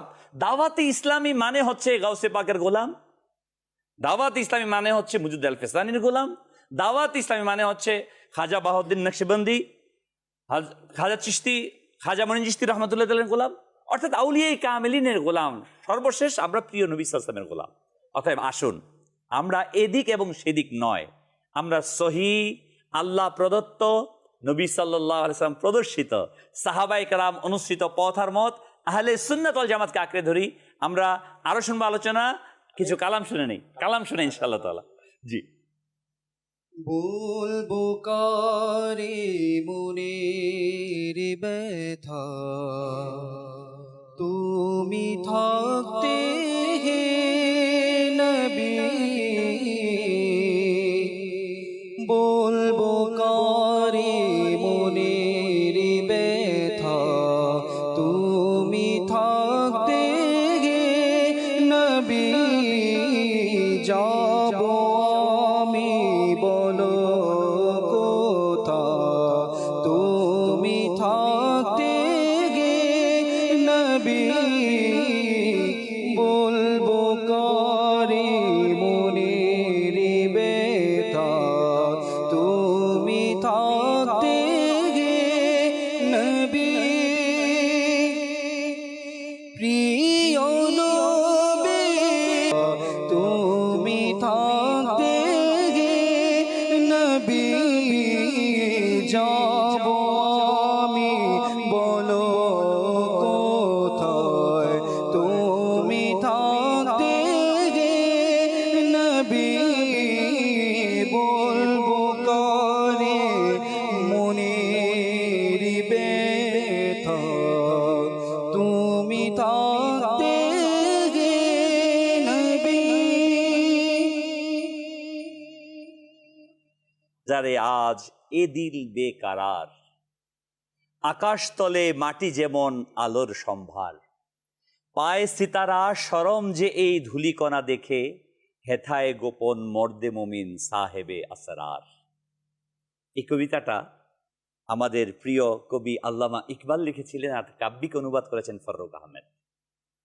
প্রিয় মাদানী দর্শকবৃন্দ, এই অনুষ্ঠানে আমরা আপনাদেরকেও সম্পৃক্ত রেখেছি আপনাদের কলের মাধ্যমে। আপনাদের কিছু কল রয়েছে আমাদের। জি, কল চালিয়ে দিন। মোহাম্মদ আনোয়ার হোসেন টাঙ্গাইল থেকে বলছি। মাদানী চ্যানেলের অনুষ্ঠান মুজাদ্দিদ আল ফাসানি, এই অনুষ্ঠানটি আমি দেখছি। এই অনুষ্ঠানটি আমার খুবই ভালো লাগতেছে। নিয়মিত মাদানী চ্যানেল দেখি, খুব ভালো লাগে। মাশাআল্লাহ, মারহাবা। আপনাকে আন্তরিক মোবারকবাদ আমাদেরকে উৎসাহিত করার জন্য। আল্লাহ তাআলা আপনাকে বরকত দেখ, মুজিদ আল ফেসানির ফয়েজ ধারা ধন্য করে দেখ। জি, পরবর্তী কল। আসসালামু আলাইকুম ওয়া রাহমাতুল্লাহি ওয়া বারাকাতুহু। ওয়ালাইকুম আসসালাম ওয়া রাহমাতুল্লাহি ওয়া বারাকাতুহু। মুহাম্মদ মিরাজ আত্তারি চট্টগ্রাম থেকে বলছি। আলহামদুলিল্লাহ, মুজাদ্দিদ আল ফেসানি রাহমাতুল্লাহি তাআলা আলাইহির জীবনী অনুষ্ঠান দেখছি। আলহামদুলিল্লাহ, আজ্জাওয়াজাল খুব ভালো লাগছে। সকলকে মোবারকবাদ জানাই। মুজাদ্দিদ আল ফেসানি রাহমাতুল্লাহি তাআলা আলাইহি ওরস মোবারক উপলক্ষে সবাইকে মোবারকবাদ এবং আমার জন্য দোয়া করবেন। অনুষ্ঠান দেখে অনেক শান্তি প্রশান্তি পাচ্ছি। এভাবে আরো অনেক সুন্দর সুন্দর অনুষ্ঠান আমরা দেখার আশা করি মাদানী চ্যানেল বাংলা থেকে। ইনশাআল্লাহ আপনাকে মোবারকবাদ। তাকাব্বালাল্লাহু মিন্না মিনকুম। জি, পরবর্তী কল। রংপুর থেকে বলছিলাম। মোহাম্মদ বিলাল হোসেন, আমি মাদানী চ্যানেলের অনুষ্ঠান দেখছি, আমার খুবই ভালো লাগতেছে। এখান থেকে আমি অনেক অজানা তথ্য জানতে পারতেছি। মাশাআল্লাহ, মারহাবা। কলার কল দিয়েছেন। এছাড়াও আমাদের ফেসবুকে অনেক ভাই কমেন্টস করছেন। আপনাদের সকলকেই আন্তরিক মোবারকবাদ। আল্লাহ তাবারক ওয়া তাআলার কাছে ফরিয়াদ, আমাদের এই অনুষ্ঠান তখন সার্থক হবে যখন আমরা এই অনুষ্ঠান থেকে শিক্ষা গ্রহণ করে মুজাদ্দিদ আল ফেসানি আলাইহির রাহমার আদর্শকে গ্রহণ করতে পারবো। মুজাদ্দিদ আল ফেসানি রাহমাতুল্লাহ আলাইহি জীবনের কখনো বাতিলের সামনে মাথাকে নত করেননি। তিনি তিনার জীবনকে উৎসর্গ করেছেন সত্য প্রতিষ্ঠার জন্য। আমরাও যেন আমাদের প্রতিটি জীবনের পরদে পরদে মনে রাখবেন মাদানী দর্শকবৃন্দু, যখন আপনি সত্যকে প্রতিষ্ঠা করতে যাবেন আঘাত আসবেই, কিন্তু আপনি যখন সোজা হয়ে দাঁড়িয়ে যাবেন, জা আল হাক্কু ওয়া যাহাকাল বাতিল ইন্নাল বাতিলা কানা যাহুকা, সত্য যখন আসবে মিথ্যা বিদূরিত হবেই। যখন সূর্য উদিত হবে তখন আকাশের অন্ধকার কেটে যাবেই। তবে হ্যাঁ, সময় সাপেক্ষ ব্যাপার আর দৃঢ়ভাবে দাঁড়ানোর বিষয়। জি, জাকির ভাই বলছিলেন। আমের আগে আমরা যেখানে যাই সেখানের রং নিজের মধ্যে নিয়ে নেই।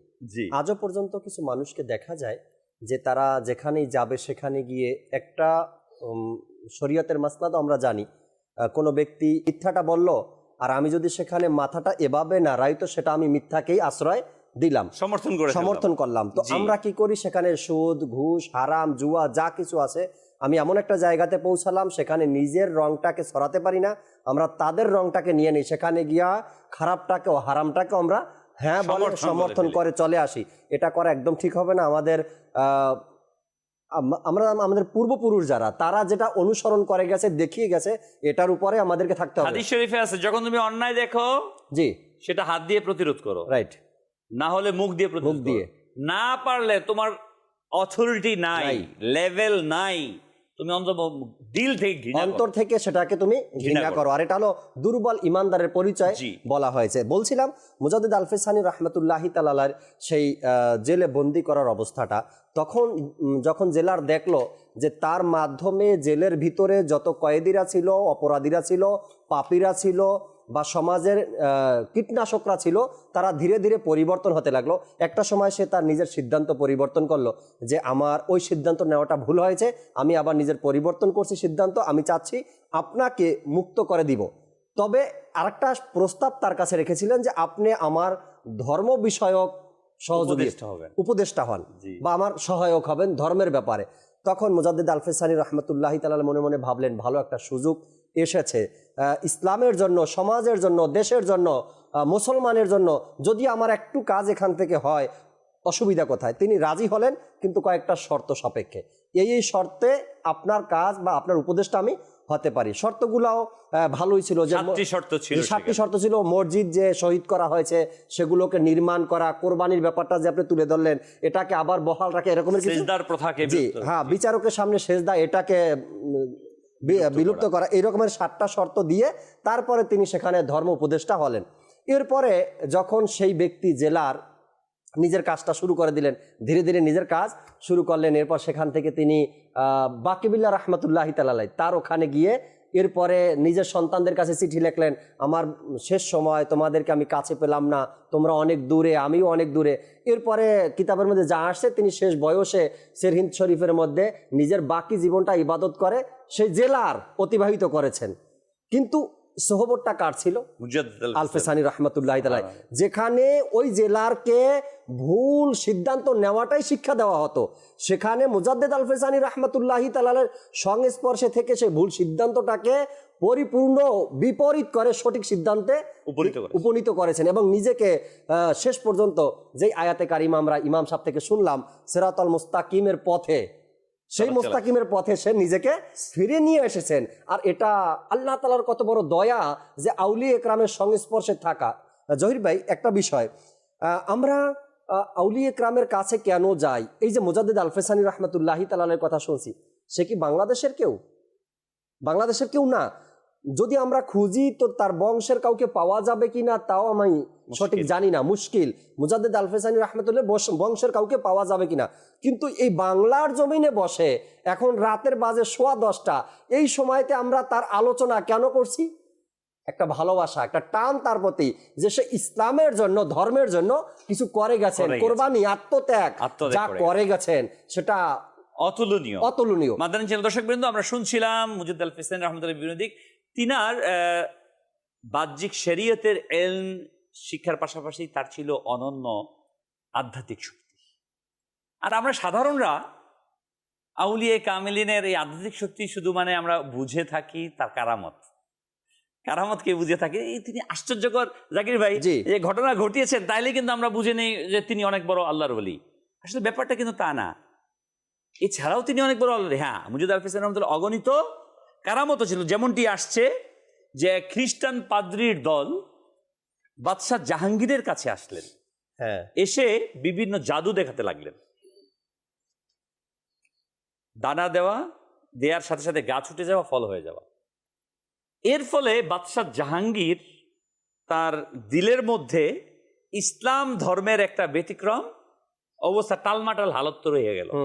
সাথে সাথে তার আশেপাশে যারা মুজাদ্দিদ আলফেসানি মুরিদিন ছিলেন তারা চিঠি লিখলেন যে এখানে এই অবস্থা, আপনি তাড়াতাড়ি আসেন। মুজাদ্দিদ আলফেসানি রহমতুল্লাহ আলাইহি চলে আসলেন। আসার পর বললো, কি হয়েছে? বললো, এরকম 14 জন আসছেন ধর্মযাজক। তারা ঠিক আছে, আসো। বললো, ঠিক আছে, এরা তাদের বিশেষ কার্যাবলী দেখাবে। ঠিক আছে। মুজাদ্দিদ আলফেসানি রহমতুল্লাহ যখন নাকি সেখানে বসলেন, যারা রুহানিয়াতের দরজায় উন্নীত, তাদের সামনে জাদু কার্যকর হয় না। মুজাদ্দিদ আলফেসানি রহমতুল্লাহ তাআলা যখন সেখানে বসেছিলেন, তো বারবার চেষ্টা করছেন ওই জাদুতে গাছ বানানোর জন্য, কিন্তু পারছেন না। তখন তারা তর্কে জড়িয়ে গেল। তর্কে জড়ানোর পর মুজাদ্দিদ আলফেসানি রহমতুল্লাহ তাআলার সাথে বলল যে আপনাদের নবী সাল্লাল্লাহু আলাইহি সাল্লাম তো এমন এমন বলেছে, আমাদের নবী শ্রেষ্ঠ, আপনাদের নবী শ্রেষ্ঠ না, যেহেতু মৃত্যুকে জীবিত। তখন মুজাদ্দিদ আলফেসানি রহমতুল্লাহ ইরশাদ করলেন যে না, আমার নবী সাল্লাল্লাহু আলাইহি ওয়াসাল্লাম মৃত্যুকেও অসংখ্য জীবিত করেছে। আরে মৃত্যুকে জীবিত নবী সাল্লাল্লাহু আলাইহি ওয়াসাল্লাম করেছে, যদি আপনারা চান আমিও করে দেখাতে পারি। বলল, ঠিক আছে। এই 14 জনকে 2টা ভাগ করলেন, 7 জন। মুজাদ্দিদ আলফেসানি রহমতুল্লাহ আলাইহি বললেন, আল্লাহ তাআলার হুকুমে তোমরা মৃত্যুবরণ করো। সাথে সাথে 7 জন মারা গেলেন। বাকি যে 7 জন ছিল তাদেরকে নির্ণয় করলো যে হ্যাঁ, তারা মারা গেছে। অতঃপর মুজাদ্দিদ আলফেসানি রহমতুল্লাহ আলাইহি বলেন, কুম ইজনিল্লাহ, তারা আবার জীবিত হয়ে গেল 7 জন। এটা দেখার পর মুজাদ্দিদ আলফেসানি রহমতুল্লাহ আলাইহির কারামত, বাদশাহ জাহাঙ্গীর তার পূর্বের অবস্থায় ফিরে আসলেন। জীবিতকে মৃত করে দেওয়া এবং মৃতকে জীবিত করা। তো মুজাদ্দিদ আলফেসানি রহমতুল্লাহ তাআলা আলাইহির বেশুমার এরকম কারামত ছিল। এইগুলো বলার আমাদের উদ্দেশ্য হচ্ছে যে আমরা আউলিয়ায়ে কামিলিন, তারা যদি কারামত নাও দেখান, তারা হক, কিন্তু তথাপিও মানুষের ঈমানকে বাঁচানোর জন্য, মানুষকে ঈমানের দিকে আনার জন্য কখনো কখনো মুজাদ্দিদ আলফেসানি রহমতুল্লাহ সহ আউলিয়া কেরাম বিভিন্ন কারামত দেখিয়েছে। উপস্থিত যারা থাকে তাদের ঈমান উজ্জীবিত হয়। জি, মূলত তাদের উদ্দেশ্যই হচ্ছে ওই সমস্ত মুসলমানকে, ওই সমস্ত মানব সমাজকে আল্লাহ তাআলার দিকে দাবিত করা। জি। কারামত এটা তাদের জাহির করার মানে ইচ্ছা না, উদ্দেশ্য থাকে না। উদ্দেশ্য থাকে না যে তারা তাদের দিকে তারা আকৃষ্ট করবে। তো মুজাদ্দিদ আল ফিসানি রহমাতুল্লাহ তাআলা আলাইহির কারামত, অসংখ্য কারামত কিতাবের মধ্যে এসেছে। মূলত আল্লাহ তাআলার ওলিদের একটা বিষয় এরকম রয়েছে, আমরা প্রায় বলি যে আদবে আউলিয়া বেয়াদবে আউলিয়া। আল্লাহর ওলি যারাই রয়েছেন প্রত্যেকরা আদব সম্পন্ন ছিলেন। এই আদব সম্পন্ন হওয়ার শিক্ষাটাই মূলত তরিকতের শিক্ষা। বেশক তারাই আমাদেরকে শিক্ষা দিয়েছেন যে আদবওয়ালা মানুষই আল্লাহ তাআলার দরবারে গণ্য হয়। বেশক এই আদব হওয়ার যে বিষয়টা ইমামে রব্বানী মুজাদ্দিদ ফিসানি রহমতুল্লাহর জীবনী থেকে একটা ঘটনা এরকম পাওয়া যায়। তিনি একবার কোনো একটা গণশৌচাগারের মধ্যে গিয়েছিলেন। তো দেখছেন একজন মেথর সেখানে পরিষ্কারের মধ্যে ব্যস্ত রয়েছেন। তো একটা মাটির পাত্র, ভাঙা পাত্র, আমরা অনেক সময় আছে না কিছু এরকম ভাঙা টাঙা থাকলে সেগুলো ফেলে দিই। তো ওই গণশৌচাগারের পাশেই একটা মাটির ভাঙা পাত্র, সেটাকে সেখানে ফেলে দেওয়া হয়েছিল। তো মুজাদ্দিদ আল ফিসানি রহমতুল্লাহ দেখলেন যে এই পাত্রের মধ্যে আল্লাহ তাআলার নাম খচিত করা। তো তিনি সেটা দেখার সাথে সাথে তার মধ্যে উদ্বেগ চলে আসলো। তিনি আর সহ্য করতে পারলেন না। সাথে সাথে সেটাকে তিনি নিজের হাত দিয়ে তুলে নিলেন এবং সেটাকে তিনি ধৌত করলেন, পানি দিয়ে নিজের হাত দিয়ে ধৌত করলেন এবং একটা পরিষ্কার সাদা কাপড় দিয়ে সেটাকে তিনি মুড়িয়ে তার বাসার মধ্যে নিয়ে তিনি সেটাকে উঁচু স্থানে রেখে দিলেন। তো তিনি কি করলেন, এতটুকু ক্ষান্ত হলেন না, সেটা তিনি প্রতিদিন সেটা তিনি পানি পান করতে লাগলেন। এই যে তার আদব, এই যে তার বৈশিষ্ট্য, এটার কারণে তিনি একদিন ইলহাম হলো তার উপরে, আওয়াজ আসলো যে তুমি আমার নামকে সম্মান করেছো, তাই আমি তোমার নামকে কিয়ামত পর্যন্ত সমুন্নত রাখবো এবং আমি তোমাকে কামালিয়াত দান করব। এই যে আল্লাহ তাআলার দয়া, যে বলা হয়েছে, যে এটাও বলা হয়েছে যে তিনি রহমতুল্লাহ বলতেন যে আল্লাহ তাআলার পবিত্র নামের আদব করার কারণে আমার সেই মর্যাদা লাভ হয়েছে যা 100 বছর ইবাদত রিয়াজত দ্বারা অর্জিত হতো। সুবহানাল্লাহ। দর্শক বন্ধু, এখান থেকে একটা মেসেজ, আদব। জি, আদব আদব। আমাদের দাওয়াত ইসলামের একটা ডিপার্টমেন্ট আছে, পবিত্র কাগজ সংরক্ষণ। এই মুজাদ্দিদ আল ফিসানি রহমতুল্লাহ যে কাজগুলো করে গিয়েছেন, গাউসে পাক রহমতুল্লাহ যে কাজগুলো করে গিয়েছেন, খাজা পিয়া রহমতুল্লাহ যে কাজগুলো করে গিয়েছেন, এই কাজটাই দাওয়াত ইসলামী করছে। এই আদবগুলো দাওয়াত ইসলামী শিক্ষা দিচ্ছে। আপনি যদি চান মুজাদ্দিদ আল ফিসানি আলাইহির রহমার ফয়েজ হাসিল করতে, আপনি যদি চান গাউসে পাকের ফয়েজ হাসিল করতে, আপনি যদি চান খাজা পিয়ার আদর্শে আদর্শবান হতে, সাহাবায়ে কেরামের আদর্শে আদর্শবান হতে, তাহলে আমি বলবো বর্তমান সময়ে এক অনন্য, হ্যাঁ, এর কোনো দ্বিতীয়টি নেই, অনন্য দাওয়াত ইসলামী। আলহামদুলিল্লাহ। এখানে শরীয়তে মুতাহারার পরিপূর্ণ ফলো করা, তরিকাতের রওশনীতে নিজের কালবকে আলোকিত করা। আল্লাহ তাআলা আমাদেরকে তৌফিক দান করুন। জাকির ভাই একটা কথা বলছিলেন যে জিনাকে আমরা দেখিনি। জি। যিনি রয়েছেন ভারতের সার হিন্দের জমিনের মধ্যে, জিনার মাজার মোবারক। তো তিনাকে দেখিনি, তিনার আলোচনা হচ্ছে, তিনার মহব্বত আমাদের অন্তরের মধ্যে। তো আসলে কোরআন এমন একটা জিনিস, প্রত্যেকটা সেখানেই রয়েছে। আল্লাহ, সেটা কোরআনে কি রয়েছেন যে ইন্নাল্লাযীনা আমানু ওয়া আমিলুস সালিহাত, নিশ্চয় যারা ঈমান এনেছে এবং নেক কাজ করেছে। আল্লাহ, তো আল্লাহ পাক কি করেন, এই রহমান কি করেন, তার চর্চাকে মানুষের মধ্যে আল্লাহ অন্তরে ঢেলে দেন। আল্লাহ। এবং রাসূল সাল্লাল্লাহু আলাইহি সাল্লামের হাদিসের মধ্যে, এটাও বুখারী শরীফ এবং মুসলিম শরীফের হাদিস, রাসূল সাল্লাল্লাহু আলাইহি ওয়াসাল্লাম বলেন যে ইদা আহাব্বাল্লাহু তাআলা, যখন আল্লাহ তাআলা কাউকে মহব্বত করেন, আল আবদা, তার বান্দাদের মধ্য থেকে, তো ফানাদা জিব্রাইল আলাইহিস সালাতু ওয়াস সালাম, তখন জিব্রাইল আমিনকে আহ্বান করেন। জিব্রাইল বলেন ইন্নাল্লাহা ইউহিব্বু ফুলানান, হে জিব্রাইল আমিন, নিশ্চয়ই আল্লাহ তাআলা ফুলাকে, অমুক ব্যক্তিকে অনেক মহব্বত করেন। ফাআহবিবহু, হে জিব্রাইল তুমিও মহব্বত করো। অতঃপর জিব্রাইল আলাইহিস সালাম বলেন উহবিবহু, আমিও তাকে মহব্বত করলাম। এবং জিব্রাইল কি বলেন, তিনি নিদা করেন আসমানের সমস্ত ফেরেশতার দিকে, ফেরেশতাদের বলেন নিশ্চয়ই আল্লাহ তিনাকে মহব্বত করেন, আমি জিব্রাইলও মহব্বত করি এবং তোমরা সবাই তিনাকে মহব্বত করো। তখন আসমানবাসীরা কি করেন, জমিনবাসীদের মধ্যে বিচলিত হন এবং প্রত্যেকের অন্তরের মধ্যে ওই যে নেক কাজ করত ব্যক্তিরা, যারা ঈমান এনেছে, সৎ কাজ করেছে, তাদের মহব্বতগুলোকে তাদের অন্তরে ঢেলে দেন। যেনিভাবে মুজাদ্দিদ আল ফিসানি রাহমাতুল্লাহি তাআলা, তিনাকে আমরা দেখিনি, এমন বহুত আল্লাহর ওলি আছে যাদেরকে আমরা দেখিনি কিন্তু অন্তর থেকে মহব্বত করি, তাদেরকে অনেক আমরা আইডল হিসাবে নিয়ে থাকি। তেমনিভাবে আরেকটা যে আমাদের আপত্তি থেকে থাকি, আমরা তাদের কাছে কেন যাব বা মাজারাতের দিকে কেন যেয়ে থাকবো। বুখারী শরীফেরই হাদিস, তে আমরা এটা সবাই জানি যে বনি ইসরায়েলের যুগের মধ্যে একজন ব্যক্তি ছিল যে 99টা মানুষকে কি করেছে, হত্যা করেছে, যখন তার ভিতরে এই অনুশোচনা আসলো যে আমি এবার আল্লাহ তাআলার দিকে ফিরে আসি, বহুত তো করেছি, যে রাহিবের কাছে পথিমধ্যে রাহিবের কাছে দেখা হলো, শর্ট করে বলছি, তো রাহিব বলল তুমি 99 জন হত্যা করেছো, তোমার তো তাওবা সম্ভব না। তখন সে বলল 99 জন হয়ে গেছে, তাকে হত্যা করে 100 পুরো করে দিয়েছে। তখন অপরজন এক ব্যক্তির সাথে যখন দেখা হলো, তখন বলল যে অমুক স্থানে নেককার ব্যক্তিরা থাকে, সেখানেও যদি যাও তোমার তাওবা কবুল হতে পারে, সেখানে ব্যক্তিরা যদি তাওবা করে অবশ্যই কবুল হবে, নেককার ব্যক্তিরা থাকে সেখানে। তো সেই ব্যক্তি তার কথা শুনে সেই পথের দিকে রওনা দিল। আল্লাহ তাআলার কেমন কুদরত, সে পথিমধ্যে সে ইন্তেকাল করেছে। আল্লাহ, যখন সে ইন্তেকাল করলো, সে কিন্তু এখন তাওবা করেনি, এখনো সে তাওবা করার জন্য যাচ্ছিল। পথিমধ্যে যখন ইন্তেকাল করলো, জাহান্নামের ফেরেশতাও চলে আসলো, আযাবের ফেরেশতা চলে আসলো, জান্নাতের ফেরেশতাও চলে আসলো, তাকে জান্নাতের দিকে নিয়ে যাবে। তখন বলল তাদের মধ্যে ঝগড়া হচ্ছে, বলছে সে তো পাপিষ্ঠ ছিল, সে তো 100 জন মানুষকে হত্যা করে ফেলেছে, অনেক বড় গুনাহ করেছে, এছাড়া তো আল্লাহ নাফরমানি আছেই, তো তাকে জাহান্নামে নিয়ে যে বলছে না, সে তো ভালো কাজের উদ্দেশ্য তো যাচ্ছিল। তখন আল্লাহ তাআলা হুকুম আসলেন যে তোমরা সে যে জায়গা থেকে এসেছে এবং যে জায়গায় যাচ্ছে, সেখানে মৃত্যুবরণ করেছে, সেখান থেকে যদি যেখানে গুনার রাস্তা যতটুকু ছিল সেখানের যদি জায়গা বেশি হয় তাহলে তাকে জাহান্নামের দিকে নিয়ে যাও, আর যদি যেখানে মারা গিয়েছে সেখান থেকে যদি নেককার রাস্তা মানে যেখানে নেককার যাবে, ব্যক্তিদের হ্যাঁ। যে জায়গা রয়েছে সেটা যদি কাছে হয় তাহলে তোমাকে তাকে জান্নাতের দিকে নিয়ে যাবে। আল্লাহ, আল্লাহর কি কুদরত, যে জায়গা যখন মাপা হলো, হাদিসের মধ্যে রয়েছে, আমরা এক ডাব বলি না, এক বিগত বলি, যে এক বিগত সে নেককার ব্যক্তিদের দিকে বেশি ছিল। আল্লাহ তাআলা তিনাকে জান্নাতবাসী করে দিন। এখন এখান থেকে শিক্ষার বিষয় হলো, যে ব্যক্তি তাওবা করেনি, এখনো তাওবার উদ্দেশ্যে রওনা দিয়েছে নেককার ব্যক্তিদের শহরের দিকে, আল্লাহ তাআলা নেককার ব্যক্তিদের উসিলায় তার তাওবা করার পূর্বে আল্লাহ তাআলা তাকে ক্ষমা করে দিয়েছেন। আল্লাহ আল্লাহ, মাদাইজেন দর্শক বৃন্দ, কত বড় মেসেজ আমাদের জন্য। আর এটা কিন্তু স্বপ্নে পেয়ে বলেনি, বুখারী শরীফের হাদিস। হ্যাঁ, বুখারী শরীফের হাদিস। আমরা যদি হাদিসকে না মানি তাহলে কি হবে না? আল্লাহর ওয়ালিদের দিকে রওনা হওয়া, তার সাথে সম্পর্ক নিয়ত করে যাওয়া, এটাই আল্লাহ তাআলার দরবারে মকবুল। আমার মুজাদ্দিদ আল-ফিসানী রাহমাতুল্লাহ তাআলা আলাইহি, তিনি প্রতিটি বস্তুকে আদব করতেন, আদবওয়ালা বস্তুকে।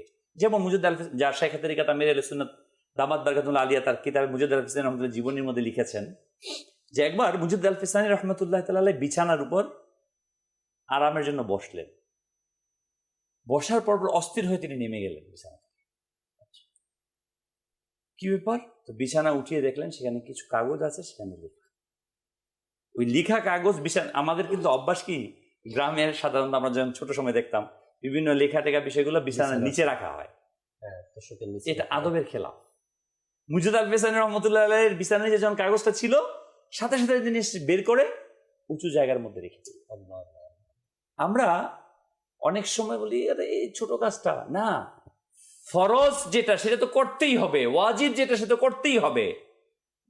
সুন্নাত এবং নফল ইবাদতের মাধ্যমে বান্দাগণ আল্লাহর ওলিতে পরিণত হয়। আর এটা তো আউলিয়া ইকরামের মনে করতে পারি, আমরা জানি এটা, যে তারা যে মুত্তাকি বা তাদের যে অন্তরের পরিষ্কার, সেটা এই বিষয়গুলো দিয়েই তারা কিন্তু অর্জন করে। আমরা সামনে যা পাই তা খেয়ে নেই, কিন্তু তারা মুত্তাকি, এই কারণে তারা বেছে খায়।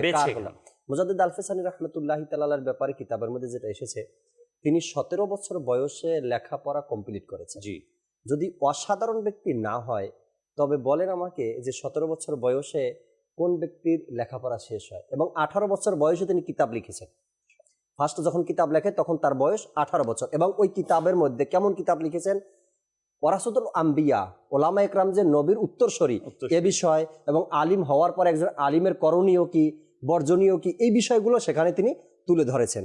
তো মুজাদ্দিদ আল-ফিসানী রাহমাতুল্লাহ তাআলা আলাইহি কোনো সাধারণ ব্যক্তি জন্মের পরেই ছিলেন না, জন্মে দুনিয়াতে আসছেনই অসাধারণ ব্যক্তি হয় তিনি, এবং ইরশাদ করে দিয়েছেন। এবং তার পৃথিবীতে আসার পরে প্রত্যেকটা কাজ, প্রত্যেকটা লেখনী, চলাফেরা অসাধারণই ছিল। এবং তিনি যার দিকে তাকাতেন তার কলব পরিষ্কার হয়ে যেত, যার দিকে ইশারা করতেন বেনামাজি থাকলে নামাজি হয়ে যেত, যার দিকে ইশারা করতেন অমুসলিম থাকলে মুসলমান হয়ে যেত।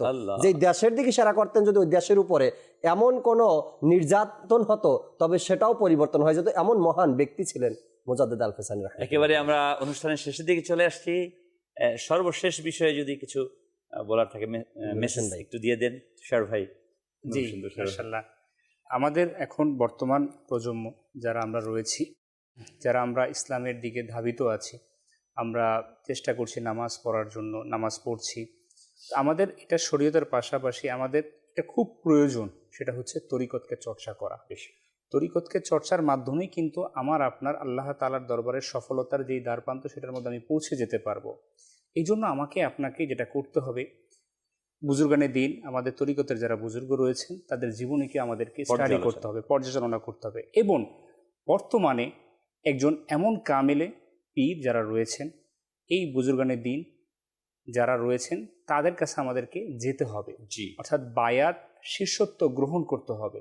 আমাকে আপনাকে এটা মাথায় রাখতে হবে, এটা শরীয়ত এবং তরিকত এইটা এমন একটা মহাসাগর, এই সাগরে যদি আমাকে আপনাকে নামতে হয় তাহলে এটাকে আমাকে আপনাকে ওই প্রস্তুতি নিয়ে নামতে হবে। আমি আপনি দুনিয়াবি জ্ঞান বিদ্যা অর্জন করছি, আলহামদুলিল্লাহ, এটা প্রয়োজন, কিন্তু আমাকে আপনাকে শরীয়ত এটাকে যদি অর্জন করতে হয় তাহলে তরিকতের রাস্তা ধরে আমাকে যেতে হবে। মাশাআল্লাহ, সুন্দর কথা বলেছেন শহীদ। তবে হ্যাঁ, মনে রাখবেন মার্কেটে মধু কিন্তু অনেকই আছে। জি, যেহেতু মধু অরিজিনাল এবং উপকারী, এই জন্য প্রচুর পরিমাণ মধু কিন্তু 2 নাম্বার থাকে। আপনি যে একটা প্রবাদ আছে না বাংলা ভাষায়, চুন খেয়ে মুখ পুড়ে দই দেখে ভয় করে। হ্যাঁ, ওই ভণ্ডদের প্রতারণায় প্রতারিত হয়ে আবার যেন মাশায়েখ কেরামদের বিরোধিতা আমরা না করি। জি, সর্বশেষ মেসেজ আপনার। যে সর্বশেষ আউলিয়া কেরামদের তিনার জীবনী থেকে আমাদের এইটাই শিক্ষা নেওয়া উচিত, তিনাদের জীবন কিভাবে পরিচালিত করেছেন। শুধু আমরা তিনাদের কারামত, তিনাদের বিশেষত্ব দেখে শুধু তিনাদেরকে শুনলাম, এই শোনার মধ্যে আমরা যেন নিজেকে বন্দী না রাখি। তিনাদের যে জীবন চলার যে মাধ্যমগুলো, বাস্তব জীবনটা যেন আমরা তিনি follow কিভাবে, হ্যাঁ, তিনারা কিভাবে চলতেন, তিনারা ইবাদতের প্রতি কেমন মশগুল ছিলেন, কিভাবে তিনারা ওই পর্যায়ে পৌঁছে গিয়েছেন, সে পথকে আমাদের অবলম্বন করা। মাশাআল্লাহ। জাকির ভাই, সর্বশেষ মেসেজ। বলবো মুজাদ্দিদ আলফেসানি রহমতুল্লাহি তাআলা সহ যত মুজাদ্দিদদের নাম আমরা শুনি, বেশি না, কয়েকজন, তাই না? তাদের জীবনী যদি আমরা একটু অধ্যয়ন করি তবে আশা রাখি ভুল ভ্রান্ত যেগুলো আমাদের মধ্যে রয়েছে এগুলো আমাদের দূর হয়ে যাবে। তারা দুনিয়াতে এসে যত পরিশ্রম, যত কষ্ট দিন ইসলামের সংস্কারের জন্য যা করেছেন, এটা যদি আমরা মোটামুটি জানতে পারি, আশা রাখি আউলিয়া ইকরামের প্রতি আমাদের ভালো ধারণাও চলে আসবে এবং মোহাব্বতও সৃষ্টি হয়ে যাবে। আল্লাহ চায়। মুজাদ্দিদ আল-ফেসানি রহমতুল্লাহ তাআলা আলাইহি 28শে সফর ওযু করে এসে ডান কাত হয়ে তিনি শুয়ে পড়েন এবং তিনি যখন ইন্তেকাল করেন, ওই জিকিররত অবস্থায় তিনার ইন্তেকাল হয়। ইন্তেকালের পর যখন তাকে গোসল করানোর জন্য নেওয়া হলো, তার হাত মোবারক নাভির নিচে নামাজ এর মতো যেভাবে আমরা বাঁধি এ বাঁধা ছিল। বারবার খুলে দেওয়ার চেষ্টা করা হচ্ছিল, কিন্তু তার রাহমাতুল্লাহ আলাইহির হাত মোবারক বারবার নামাজের সুরতে হয়ে যাচ্ছে এবং এইভাবেই পরবর্তীতে তাকে দাফন করা হয়। এই মহান ব্যক্তিত্বের মাধ্যমে আমরা এই পৃথিবীতে ইসলামের প্রকৃত রূপকে পেয়েছি। আল্লাহ তাআলার কাছে ফরিয়াদ, আল্লাহ তাআলা যেন এই মহান ওলিয়ে কামিলের ফয়েজ ধারা আমাদেরকে মুনাব্বার করেন। আবারও মাদানী চ্যানেল দর্শকবৃন্দকে অনুরোধ জানাবো, মুজাদ্দিদ আল-ফেসানি আলাইহির রহমার ফয়েজ বরকত, খাজা পিয়া আলাইহির রহমার ফয়েজ বরকত, গাউসে পাক আলাইহির রহমার ফয়েজ বরকত, বাহাউদ্দিন নকশবন্দি আলাইহির রহমা সহ সকল আউলিয়া কেরামের ফয়েজ বরকত। এই ফুলের তোড়াটা হচ্ছে দাওয়াত ইসলামী, যেখানে সকল ফুলের খুশবুই বিতরণ হয়ে থাকে। তাহলে দূরে কেন, চলে আসুন দাওয়াত ইসলামী মাদানী পরিবেশে, নিজেদেরকে সিক্ত করেই আউলিয়া কেরামের ফয়েজ ধারা ধন্য করি, আমাদের জীবনকে সুন্দরভাবে সাজিয়ে তুলি আমাদের এই পৃথিবীটাকে। আউলিয়া কামিলিন কখনো ক্ষমতার মসনদে আরোহণ করেননি, তারা ক্ষমতার মসনদকে পরিচালনার জন্য এক একজন সিপাহ সালাত তৈরি করেছে, যার বাস্তব নমুনা আমরা দেখি। গাউসে পাক তৈরি করেছিলেন সালাউদ্দিন আইয়ুবীর মতো ব্যক্তিত্ব, খাজা পিয়া আলাইহির রহমা তৈরি করেছিলেন মোহাম্মদ বিন ঘুরির মতো ব্যক্তিত্বকে। আমরা দেখেছি মুজাদ্দিদ আল-ফেসানি তৈরি করেছিলেন জালিম এক বাদশাকে ফয়েজ দ্বারা ধন্য করে বাদশাহ জাহাঙ্গীরকে বানিয়ে দিয়েছেন। এবং পরবর্তী জেনারেশনকে আমরা দেখি আলমগীরের মতো এক মহান ব্যক্তি তার বংশ থেকেই এসেছে। সুফিরা ক্ষমতার লোভী নয়, বরং এই পৃথিবীকে সাজানোর জন্য তারা তাদের জীবনকে কোরবান দিয়েছে। আসুন আমরা এই সুফিয়া কেরামের আদর্শকে ফলো করে নিজের জীবনকে ধন্য করি। আমিন বিজাহিন নবীল আমিন। সালাম পড়ে নেই। ইয়া নবী সালামু আলাইকা ইয়া रसूल सलाम अलैका या हबीब सलाम अलैका सलावतुल्लाह अलैका तलाल बदरु अलैना मिन सनियतिल वदाई वजब शुक्र अलैना मदा लिल्लाहि दाई या नबी सलाम अलैका या रसूल सलाम अलैका या हबीब सलाम अलैका सलावतुल्लाह अलैका मुस्तफा जाने रहमत पे खो सलामिश में है बजी में हिदायत पे ला खो सलाम गौसुलास में इमामतो का वन्नो का जलवाए शानी कुदरत पे ला खो सलाम कदरिया चिश्तिया नक्शबंद मोजा दे दिया कदरिया चिश्तिया नक्शबंद मोजा दे दिया चारों पीर तोरी कत पे